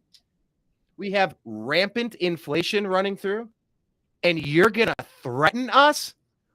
Fuck you, Zelensky. No. Fuck you. I'm so done with you. I'm done with you, Zelensky. That's probably as clearly as I could articulate that point, Blake. I would probably just ramble at this point. I'm trying to deliver a more clean show and try to not drop cuss words. But if there's ever been a time to tell somebody to fuck off, it's Vladimir Zelensky threatening us with American lives being lost. Fuck you. Yeah, no, I agree. That's the way I think a lot of people feel about it. But this is a war run by the politicians and the special interests and the military-industrial complex and NATO, and they have a lot of secrets going on in Ukraine, and they've been funneling money and putting in biolabs and all kinds of bad things, poking around with the Russian bear, and they've overplayed their hand. And yeah, their representatives are supposed to listen to their constituents. That would be us saying, no more money, and we're not sending any soldiers over there. So hopefully we draw the line there, because I don't think that's going to fly with the American people. They're not going to get approval, and they know they're not going to get approval for the funding of the war. And they messed up by sabotaging the Nord Stream pipelines. We all know it was the United States. Oh, no, hold on. Don't you mean that Russia blew up their own pipeline? That's what Karine Jean-Pierre has been telling us. Yeah, so that narrative has fallen flat. Seymour Hersh exposed that. That was another reason they're looking for distractions to change the subject. But this got a lot of people's attention when Zelensky is up there. Not only is he coming here and asking for more money, or you've got Joe Biden, instead of visiting Ohio like he should. Oh my God, yes. He goes to Ukraine, shaking hands, or they got air raid sirens. No. And handing over another suitcase full of money. Complete propaganda. They had Janet Yellen over there. Yeah, telling Zelensky to get another $10 billion. Screw these people. Lord Almighty help us. Our government has been seized by a bunch of psychopaths. Please deliver us from their evil. Amen. All right. Yeah, Victoria Nuland and all those people. Yeah, they need to be removed, and they probably should be tried for treason. Charges. They should be put up on, like, what do you do? A military tribunal? What do you do for these warmongers? But they're funding this, so I mean, they're taking our dollars and doing this. We don't approve of this. Yeah, exactly. So they're not listening to us. They're defying us. They're spending all of our money on things we're not interested in, and they could be causing a nuclear war if they don't watch themselves. But if they can't get that, they'll send over our own people to go fight in a needless war. We don't have any reason to be over there. Just let Putin have the little eastern sides of Ukraine. Let them keep Crimea. Those people are more sided with Russia anyway. And leave, the rest of Ukraine can go live in peace, but they've got to be neutral. They've got to stay out of NATO. It's very clearly obvious they've set the rules, but the United States and NATO are breaking them, and they are doing their own thing, and it's been causing problems. So it's time for that to stop before it gets any further out of hand. Agreed. Stephanie, any thoughts on Zelensky talking about No. cavalierly discussing how American men and women are going to die in this war unless we send him more money? Yeah, all I have to say is that I'm calling his bluff. I mean, what we know about the war, there's so much more what's going on. They're 10 steps ahead on both sides. And the thing is, that I agree with Blake. It'll never happen. It'll never fly. And the thing is, he's just bluffing. The only reason I feel like he's saying that is just to have people to have more empathy, to give them money. It's all about money. It's all about like the dollar at the end of the day. So it's, yeah, I call his bluff. Like, I saw that this morning and I'm like, no, that's ridiculous. No, nobody's doing that. And he's saying that because yes, they're going through this war right now and stuff, but no, Americans, we're not going to be over there having a draft and have like 18-year-olds go out there. No way. It's never going to fly. He's bluffing. They just want money. Yeah. Yeah, but he will take our guys over there if he's losing. If it comes down to him and Zelensky keeping his power, yeah, he'd love for us to be like, yeah, okay, we'll just send over our troops. He'll take them if we give them to him. But there was so much backlash, they've had to kind of walk this back. And I'm trying to give it extra context on his statement. But yeah, he means it. And they will do it if we don't push back. Consider this pretty dangerous. Pushing back. All right, Blake, next story.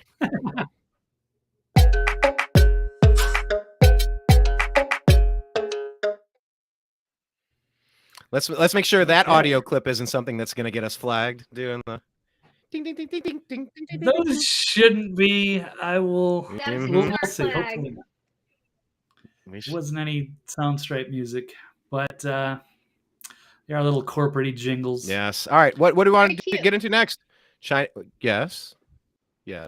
Ooh, what do we have? I had a couple on there. I was one kind of joking about should Christopher Wray, the FBI director, be waterboarded for his lack of answers during the Brett Baer interview, and the only thing he said was to confirm the lab leak, which was great.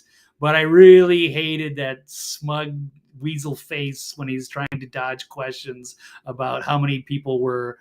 How many informants were in the January 6th crowd?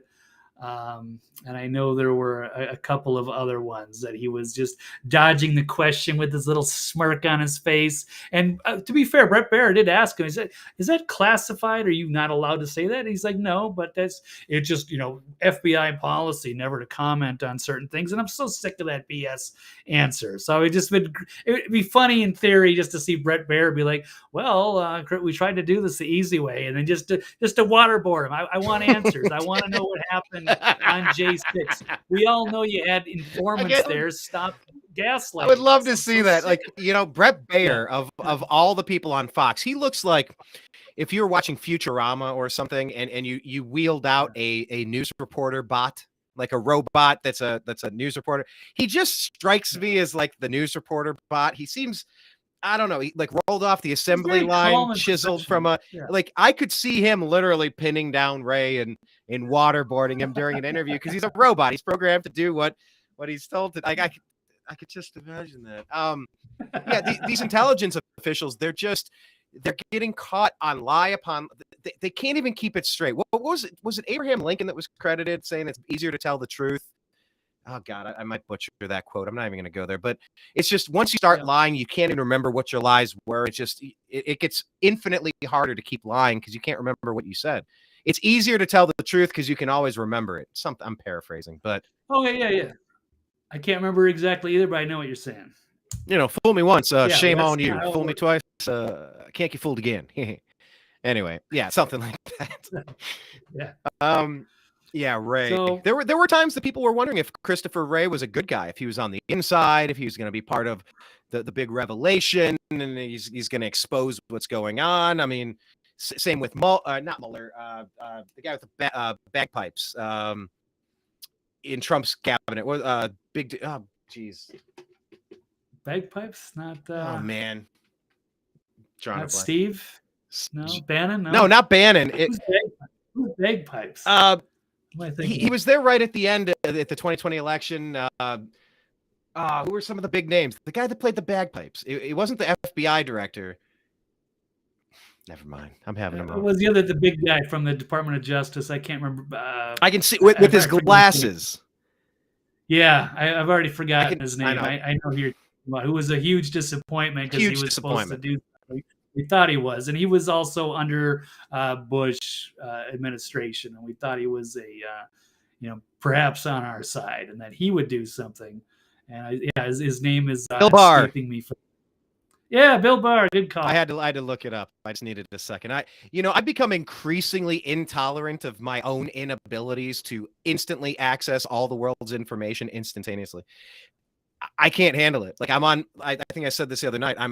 In my head, I'm on a game show all the time, and I got to remember the name of the thing that I'm thinking of because I'm also asking myself my own questions as the game show host. So it's like, it's a fun time to be alive, I suppose. Okay, so Christopher Wray. Stephanie, any thoughts on Christopher Wray lying from his wonderful pedestal up there? Not much. I'm learning from you guys, so this is new news for me. Yeah, he's done this before. He gets called in front of Congress, and he either dodges questions or he sends one of his underlings like, oh, sorry, Christopher Wray couldn't make it today, but we brought in this assistant, this lackey, who's just going to sit there and play stupid. Well, I'm sorry, sir. FBI is not allowed to answer that, and unfortunately, Chris Wray is not here. I'm just so sick of their smug arrogance. They work for us. The Americans and the taxpayers, and I'm sick of them dodging questions like that. So this also comes after seeing a couple of quick articles, which I will discuss here if I can get this share screen up. And that would be this Rasmussen poll, another Rasmussen poll, showing results that over 60% of likely voters believe that undercover government agents provoked the January 6th riots. Oh, but Blake, by your earlier dismissal of Rasmussen polling, you can't trust people who answer a Rasmussen poll, right? Well, you can to a certain extent, depending on the framing of the question. But I know. I'm kind of that are difficult. I know. Right. So this one is pretty powerful to say that, people are voting think that the undercover, there's something going on here. So there's provocateurs involved that got, and they agitated the crowd there. They were shooting gas in there, flashbangs and such like that. It seemed like they were letting people in. Here's another story I wanted to discuss. Department of Justice video showing Capitol Police holding open the terrace doors, 250 individuals allowed to walk in, and then later they were arrested and abused. So this kind of stuff really makes me angry and sick. And I know the FBI does not want to release that and say, oh, yeah, by the way, Ray Epps and all of these other people that were causing problems, pushing against the gates, roughing up with the cops, pushing barriers down or what have you. Oh, it looks like it's very possible that some of those people were actual government agitators. Or the Patriot Front group. Like, who knows who these people are? They run around in their masks and they're all marching in perfect unison. Come on. You know who Patriot Front is? They have Fed Boy written all over them. They appeared out of nowhere, completely coordinated. Come on, Patriot Front. Yeah. There's nothing legitimate about that. That's my gut instinct. I mean, prove me wrong, Right. No one knows where they came from, but I mean, they'll use that kind of stuff like on The View, where they find people that don't know, they can't read through the propaganda like we can. And then they just, they spread this kind of sort of ignorance, and people are like, oh my God, can you believe those are the Trump supporters? And so there's just so much misinformation, but they're the ones pushing it. And we're trying to, decipher it and cut through the BS. And then we're the ones who get censored and shadow banned. It's really irritating. So Here's another one of those stories, but that's why I'm frustrated with the guy like Christopher Wray. Yeah, supposed to be a good guy. Imagine if like Dan Bongino was like in head of the FBI or something. Then we could actually get Could you stuff imagine done. if we had competent, responsible, Red-blooded American that cares about our country and wants to go after the bad people? Except now it's like the corrupt elements of our country have placed these people at the top so that they protect their own instead of going after them. So we should know more about the Epstein or going after all of these predators that are out there, but we're not. We're protecting them. And so, yeah, Bill Barr and Chris Wray were a major letdown. So, no, I don't want them waterboarded per se, but I have to kind of joke about it because I'm so irritated. Stephanie, there's been a lot of it's been a pardon the waterboarding pun, but there's been a slow drip of information coming out with these J6 tapes.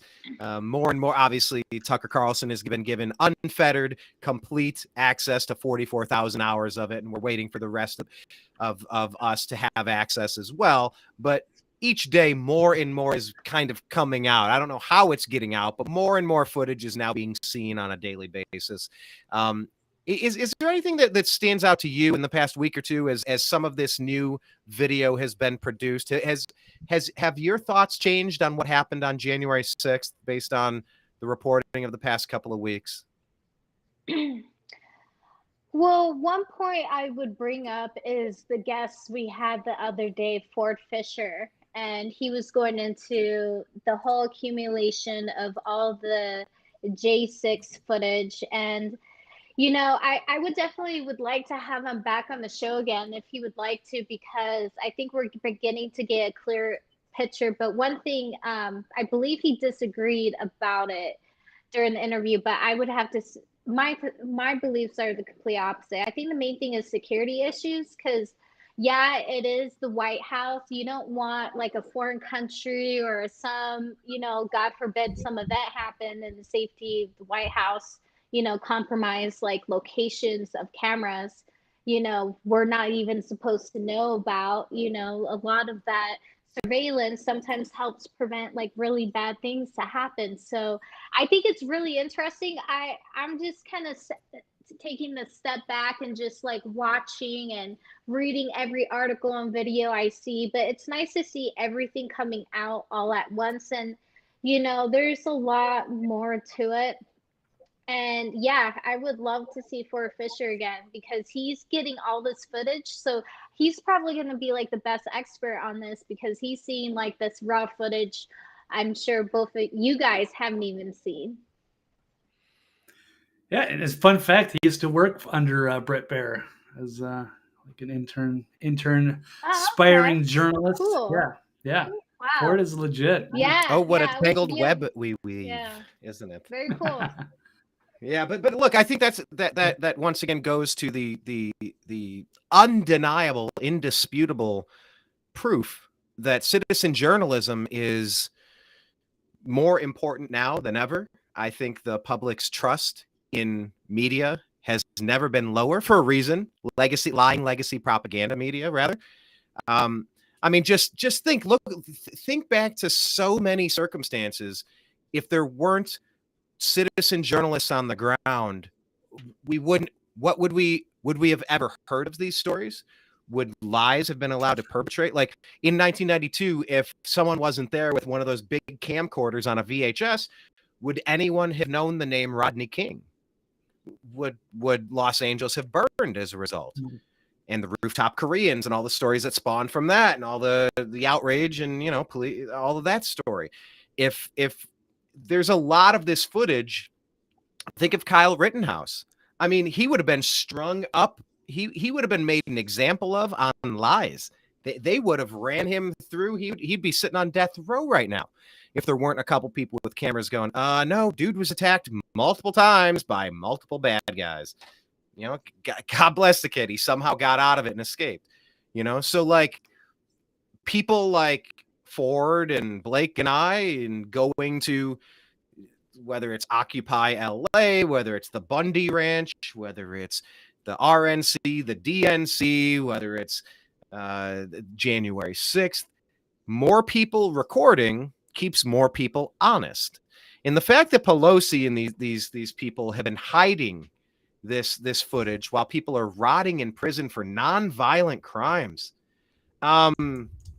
this is a sad black eye for America. The fact that so many people have been persecuted and are still suffering for non-violent. These doors were opened and they're being pushed and they walked through like this. This is not a capital offense. So anyhow, that's what I have to say about that. Anything else we have to say? We know we got to get moving soon, Blake. Any other you want? This Chinese kissing machine has been on the list for a couple of days now. What is this? I don't even know what this is. How about I'll send it to you guys if you want to cover it, because I really have to go. I'm up against the wall here. I'd love to discuss more. It's been on the table for a couple of days. Yeah, you guys want to wrap things up? I think that's pretty much it. There was just a couple of other little odds and ends, but it's been great. Thank you. It's been fun. It's good to see everybody, and looking forward to doing the next show next time. It's been crazy week in news. So everybody, love you guys. Take care and enjoy. All right. Deuces, Blake. There he goes, everybody. Blake Wally. Follow him on Twitter at TVS Blake Wally, BlakeWalley. Sayonara. Yeah. Later.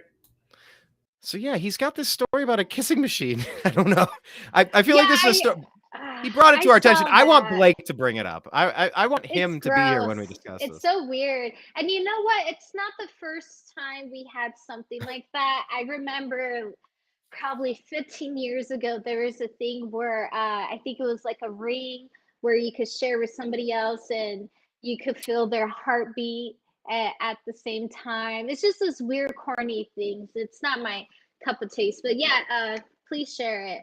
But yeah, let's not talk about it too much because it just grosses me out. It's just ew, gross. It's good. Well, why did Blake leave this on? It's like him throwing a smoke bomb down the hallway as he goes into class. Like, thanks, Blake. Now we're gonna talk about it because, all right. Well, I don't know.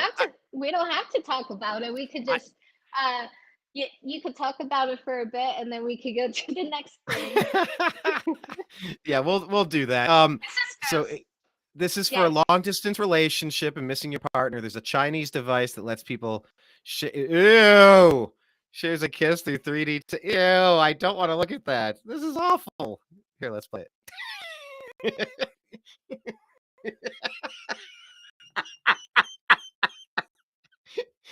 What? No, come on, man. This is so. I mean, okay. What is there even to say? All right, I don't want to talk about that.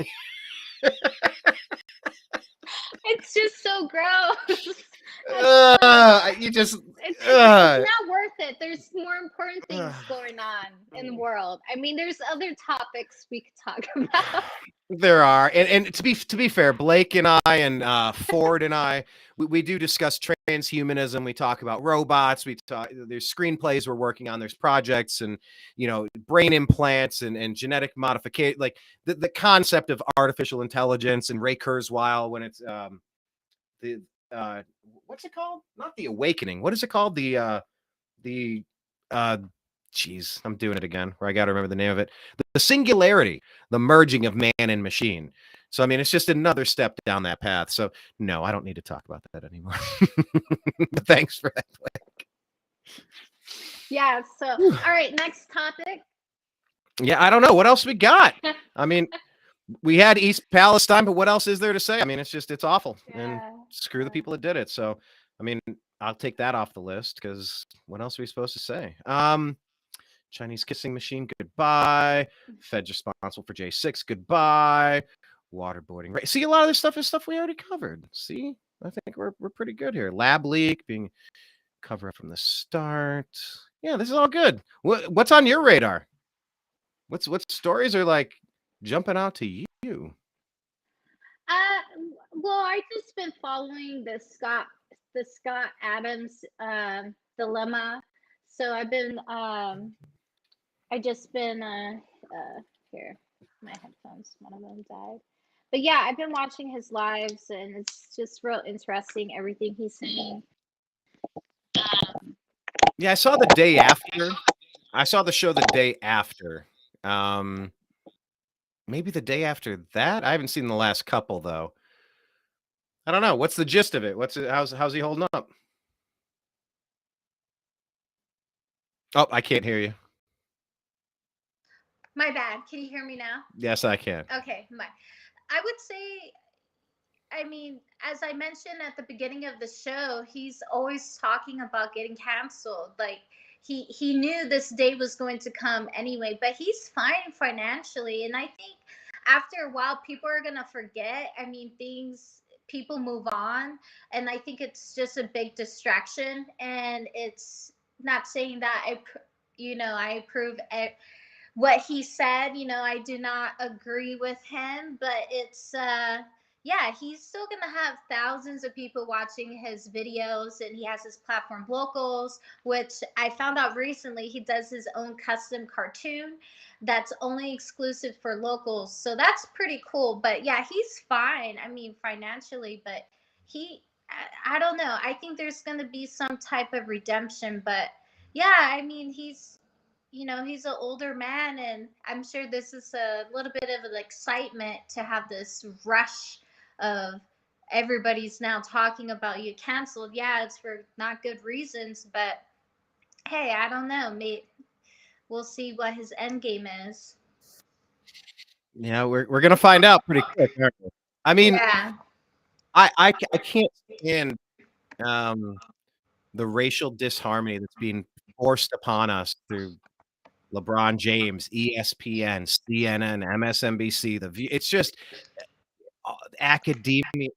It's awful.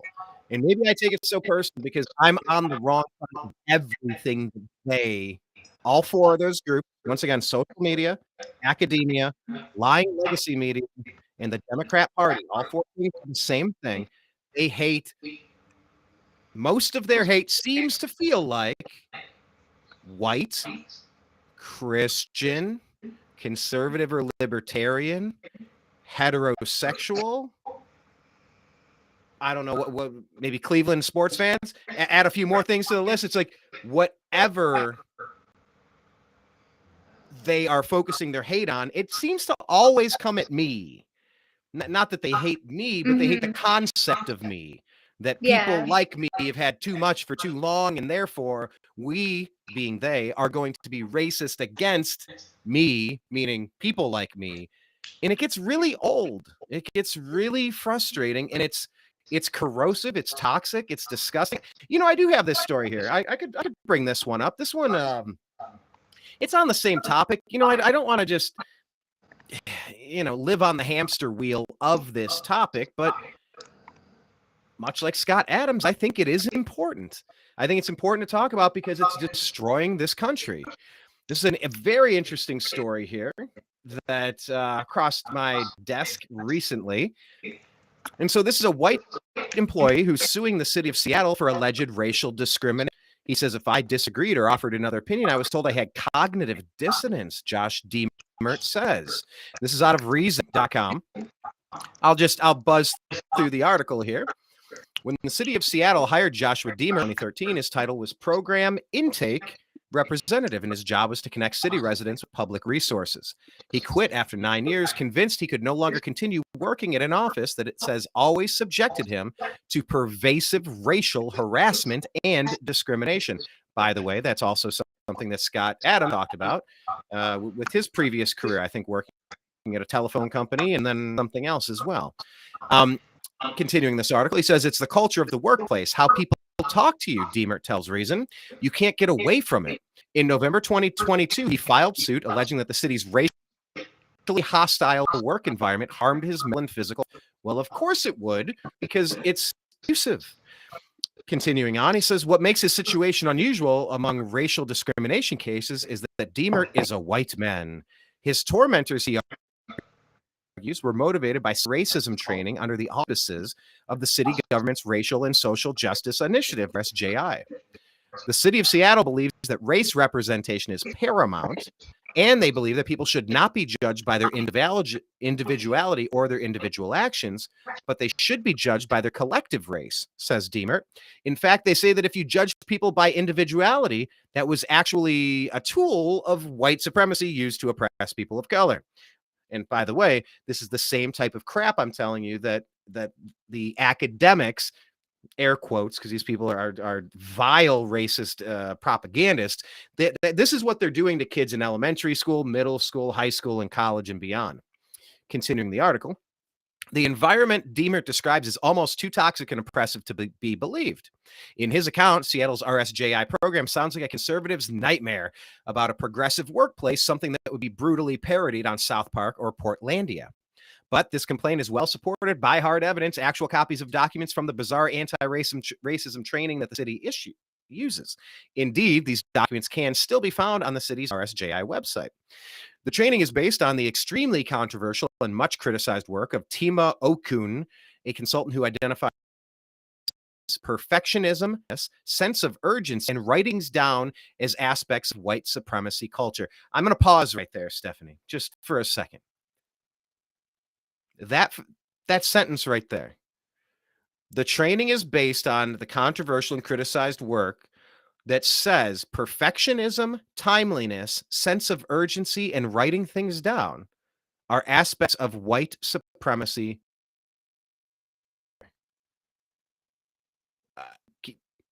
And anything on that? Does that sound like it's a white supremacist culture? Man, I don't even know where to begin. It's just You're like, man, I just want to stay out of the quicksand. Don't bring me into this. Yeah, I'm like, I just want to stay out of it. It's just crazy. But that's exactly what Scott Adams is. He's taking slings and arrows for us. Talk about it. And the one thing he's saying is that nobody is disagreeing with him. They're just canceling him. And they're not talking about the study either. They're just talking about his reaction to it. Yeah, it wasn't his idea. He was talking about their poll. I don't know. Maybe he'll sue him, get some money. But the thing is, that's the point of that's the whole thing with Scott Adams. He doesn't need the money. Exactly. Well, continuing on here with this white supremacy culture. Oh, and by the way, Okun, the one who put this work together, calling perfectionism, timeliness, a sense of urgency, and writing things down as aspects of white supremacy culture. She's a white woman. She has had significant influence on the diversity and equity industry, and these ideas frequently come up in training materials for educational seminars. Similar work with the author Judith Katz, also a white woman, previously appeared on the website for National Museum of African American History and Culture. Okun was recently interviewed by The Intercept's Ryan Grimm, who has reported at length on the dysfunction within progressive organizations. She expressed profound misgivings about the weaponization of her work and asked Grimm to publicize an updated version in which she qualifies many of her original claims. Quote, "It became clear to me that quite a few people were misusing it," end quote, she said. The city of Seattle may provide a case study in such misuse. According to Dilbert, a supervisor rated him for refusing to step down and yield his job to a person of color. He says he was asked, "What could a straight white male possibly offer our department?" And he says he was frequently made to participate in RSJI training, which involved insulting games and activities designed to address his alleged complicity in white supremacy. Quote, "On multiple occasions in the trainings, I was forced to do things like play privilege bingo or stand up in front of everyone and rank myself within a racist continuum," he says. Here's the bingo. Check your privilege bingo. Oh, my God. Declining to participate was hardly an option. This was labeled silence, a significant transgression. Opposing the agenda was even worse, of course. If I disagreed or offered another opinion, I was told I had cognitive dissonance, and my defensiveness was evidence of being a racist white supremacist, he says. You know, that reminds me of the housing situation. This whole race-based industry of grievances and hatred and racism being pushed out for the past couple of decades. It's like in housing. okay, well, if there's white people in the suburbs, in the city, and then whatever it's non-white people move into the city and then they leave, they call that white flight. And that's racist. How dare you flee because more people around you don't look like you? That's white flight. You're awful for white flight. Okay. So if you move into a city and you try to fix up your place, you're called a gentrifier. And you're ruined. You can't win with these people. Like, all they want to do is problems. They want to demonize an entire group of people based on the melanin in their skin. It's evil. It's really bad. Let me wrap this story up here. RSJI's explicit mission statement was to inject race-based considerations into government work. One document summarizing the initiative's priorities listed colorblindness not as a positive thing, but as a hindrance to be overcome. Now, by the way, I feel like Martin Luther King, and I have a dream. The black children and white children can hang out together and judge people on the content of their character, not on the color of their skin. That was how I grew up. That's what my teachers told me. Like, you just be cool to people if they're being cool to you, and if they're being jerks, then you deal with them accordingly. You don't prejudge them based on what they look like. Although that's exactly what half the people in the Rasmussen study that Scott Adams cited, that's what Scott was responding to. He's like, oh my God, half the people in this are judging me based on what I look like? That's pretty horrifying. So they were injecting race-based considerations into government work. Colorblindness, not as positive thing, but as a hindrance to be overcome. And other described colorblindness as centering whiteness. Quote, institutionalizing the racial equity toolkit has become our most pressing priority because we know that the impacts of racial inequities cannot be assessed or addressed without interrupting the colorblind ways departments make decisions. Dilbert says his former colleagues took this mission very seriously. In fact, he discovered that we had rejected a qualified white applicant from a public assist program specifically because of the applicant's race. That is that's vile. I asked her, well, this doesn't make sense to me, he recalled. Why did you deny this person? And she said, well, because they have white privilege. Dilbert says he reported the matter to his supervisor. It was, in his view, obvious racial discrimination, because it was, but nothing was done about it.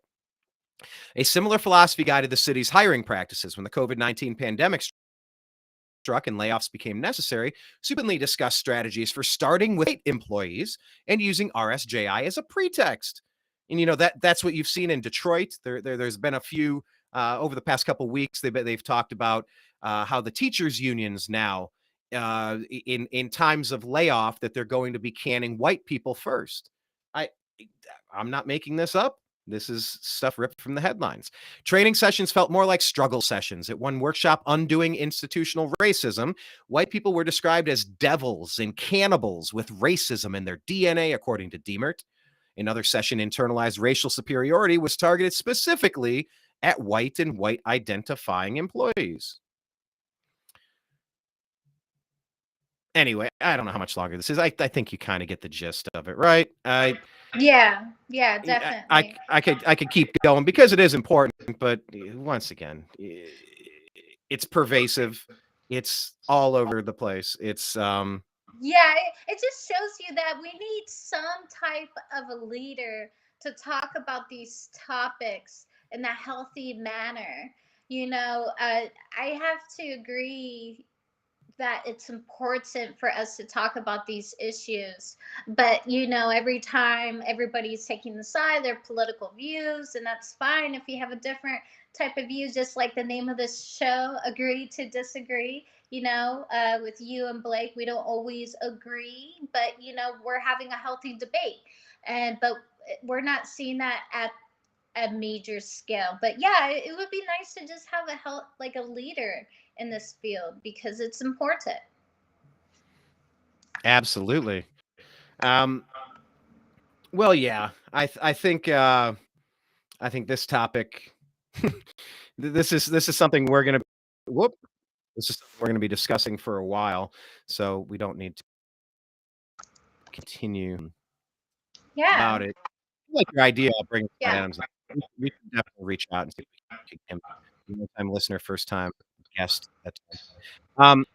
Okay, here's your media's reaction to Woody Harrelson's SNL monologue. Here's a story you have put on my radar. Yeah, I will prop it up. Okay. Let's play this one, shall we? This is a Stephanie Jackson original. Yep. Let's see here. The media's react. So this is Joe Rogan talking about how the media reacted to Woody Harrelson's SNL monologue. The Joe Rogan Experience. You hear Woody Harrelson on SNL? Yeah. Did you see that immediately after Woody Harrelson had that monologue on SNL where he's joking around about a drug company forcing you to take their drug? Right after it, the next day, there's all these hit pieces. Like they were timed. Like there's a hit piece in Fox, there's a hit piece in Vanity Fair, there's a hit piece, anti-vaxxer and a stoner. And sucked on Cheers. He's pushing conspiracy theories. No. That's not what he's doing. He's a joke monologue on SNL about something that makes people laugh. Because you can kind of make a weird comparison to it. That's the only reason why the joke works. Yeah. The only reason why it works is because people are thinking it. Like, so for you guys to come out and say, like, oh, conspiracy theories, no, it's jokes about a possible conspiracy theory. And the one that he's describing it's not even a real one. He's making a joke about what the real one was like. Maybe not the best joke, maybe not the best delivery. It's SNL. But the fact that they got this immediate response where all these people defend the pharmaceutical company, jumping in and defending them, like in unison, they're all anti-vaxxer, stoner. And, instead of saying it sucked, or instead of saying, hey, stick to acting, no, it's like they all wanted to jump in to defend the vaccine. They all wanted to jump in and defend the pharmaceutical companies from this anti-vaxxer stoner actor who's talking. It's just interesting that they all take that route. I get criticizing the monologue, but all taking that route. That's an anti-vax conspiracy theory. Like, is it? No, he's joking about a way things went down. Yeah. Like there's a lot to what he's saying, like forcing you to take their drug. That kind of was happening. Or you're threatened by you weren't getting losing your job. forced, you were certainly getting coerced. You're getting urged on by the government. There was probably a commercial for a medicine right after that. Yeah, probably right away. Right away. It's not like they're not spending money on all this stuff. Why are we pretending? And so when he makes that joke and he talks about them buying all the media, and then all the media responds as if they've been bought and paid for. That's way to pretty prove wild. them wrong. There's so many articles written about him, like right away. Yep. I was like, this is crazy. I always look at sides, and CNN had it, but also CNN is owned by the same company that owns SNL, so it's tricky because they don't want to make them look bad, but they, angled it like it was him. Yeah. Even though what we know is that these scripts are approved days in advance. Yeah, they had to prove that unless he went out and Dave Chappelle'd it. Yeah, he didn't. Dave had two different monologues. Of course Dave ran one monologue by everybody and killed, and they're like, this is great. Then he goes out front and reads, does a whole separate one. Oh, God bless him. God bless him. If Woody Harrelson did that, God bless him. But, look, the fact that everybody in like that, very interesting. Thoughts, Brian? Way to prove him wrong. What's that? Thoughts, Brian? Yeah, I mean, way to prove him wrong. Jumping in at the same exact time. I mean, the media has become a monolith. Everybody gets their talking points, and everybody marches in lockstep. There is a puppet mastery that is going on. There is,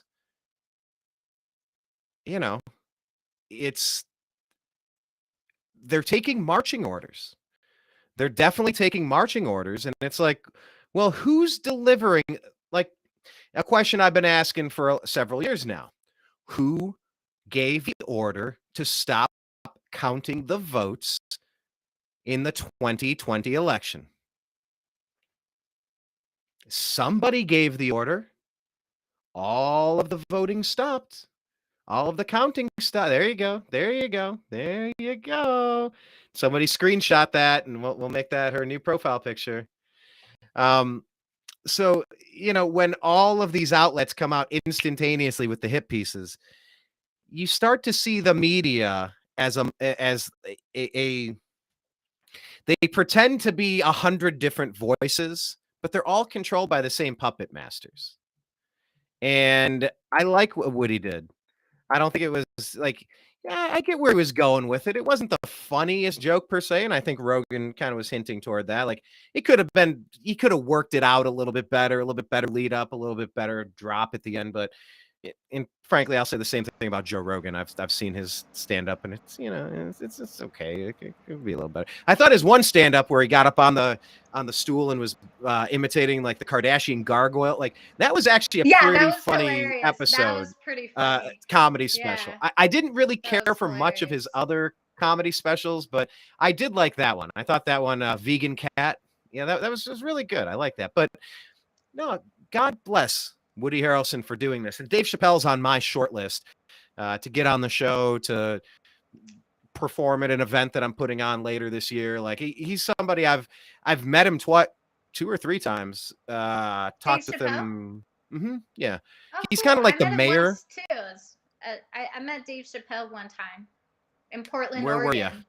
Portland, Oregon. Yeah. I'm doing some work over in Portland, Oregon these days. But Portland, Oregon. Interesting. And you're in Arizona. I was in California, but I met him in Ohio. So he lives in a place called Yellow Springs, Ohio. Okay. It's a place where Yeah, I'd he mentioned considered that to me. moving to. Yeah. Yeah. But like, I love Dave Chappelle and yeah, Woody Harrelson. Did you see Woody Harrelson on with Bill Maher?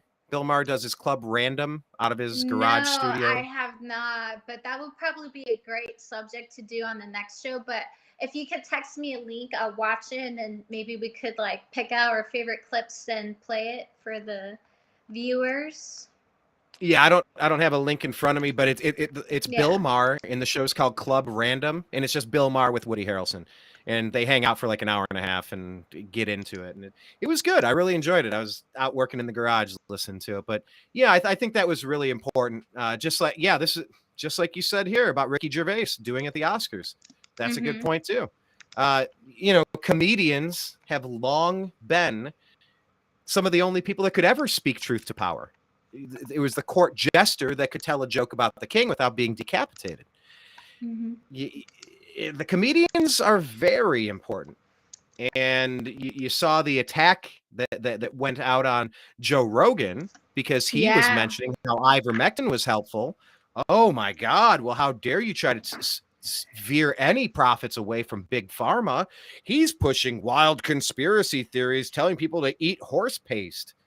It's that type of medical misinformation from academia, the lying legacy media, the Democrats, and social media that in part played a role in people like my brother passing away from COVID with bad information, doctors being unable to prescribe therapeutic remedies, and it caused a massive tsunami of death across this country.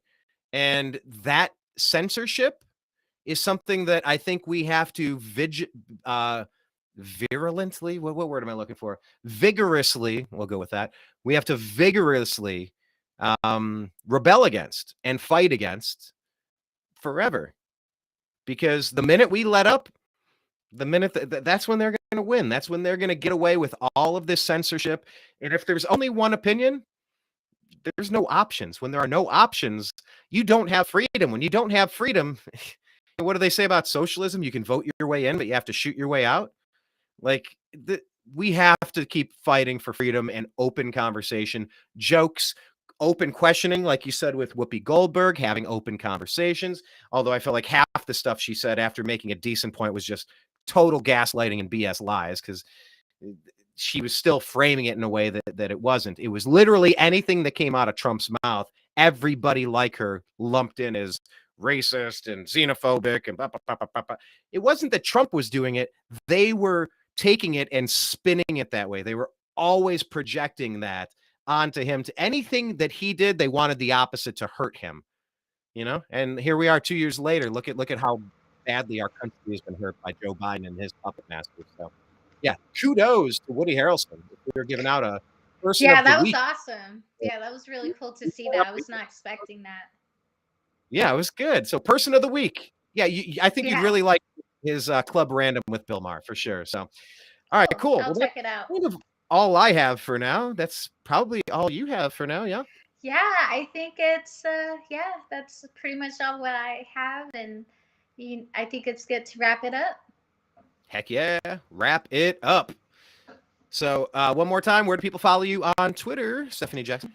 Yes, if you're on Twitter, follow me at Stephanie with 5 E's and the letter J, and I will follow you back.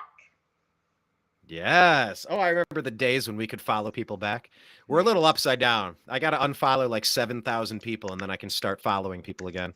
But our Twitter account is at American_media_. Please check that out. On Instagram, The New American Media. Follow us over there. Facebook. Oh, Facebook. They deleted our company page without explanation, without any opportunity to remedy any alleged issue or appeal that deletion. And so we don't exist on Facebook. We do in groups. So search The Agree to Disagree Show on Facebook. It's a private group. We'll let you in. TheNewAmericanMedia.com. It's a nice archive of things. It still needs to be updated. We will. We've started a new Rumble channel. Rumble. I don't know. I don't really know how it works yet. I'm figuring it out, but we're uploading content regularly. So follow us on Rumble, The New American Media. What else? Oh, yeah. We want you to watch that documentary that we made on, what is it called? January 6th. Declassified, the unreleased J6 tapes, interviews, the unreleased January 6th interviews. It's the main video you'll see on youtube.com/The New American Media. That was when Blake and I went with we met up with Ford Fisher, and we all just videoed what was happening. Had no idea what we were walking into, of course, but we interviewed people before. Definitely. Nobody did. Nobody did. Well, I think Pelosi and Bowser, I think they definitely knew what was going on. They had an agenda and they achieved it. But yeah, follow us on all of these platforms, all of these places. And we got like 11 years of cool content to sift through and go back and check out in the archive. So signing out for Blake Wally and Stephanie Jackson, I'm Brian Engelman. We appreciate you. We love you. And we'll talk to you again soon. Take care.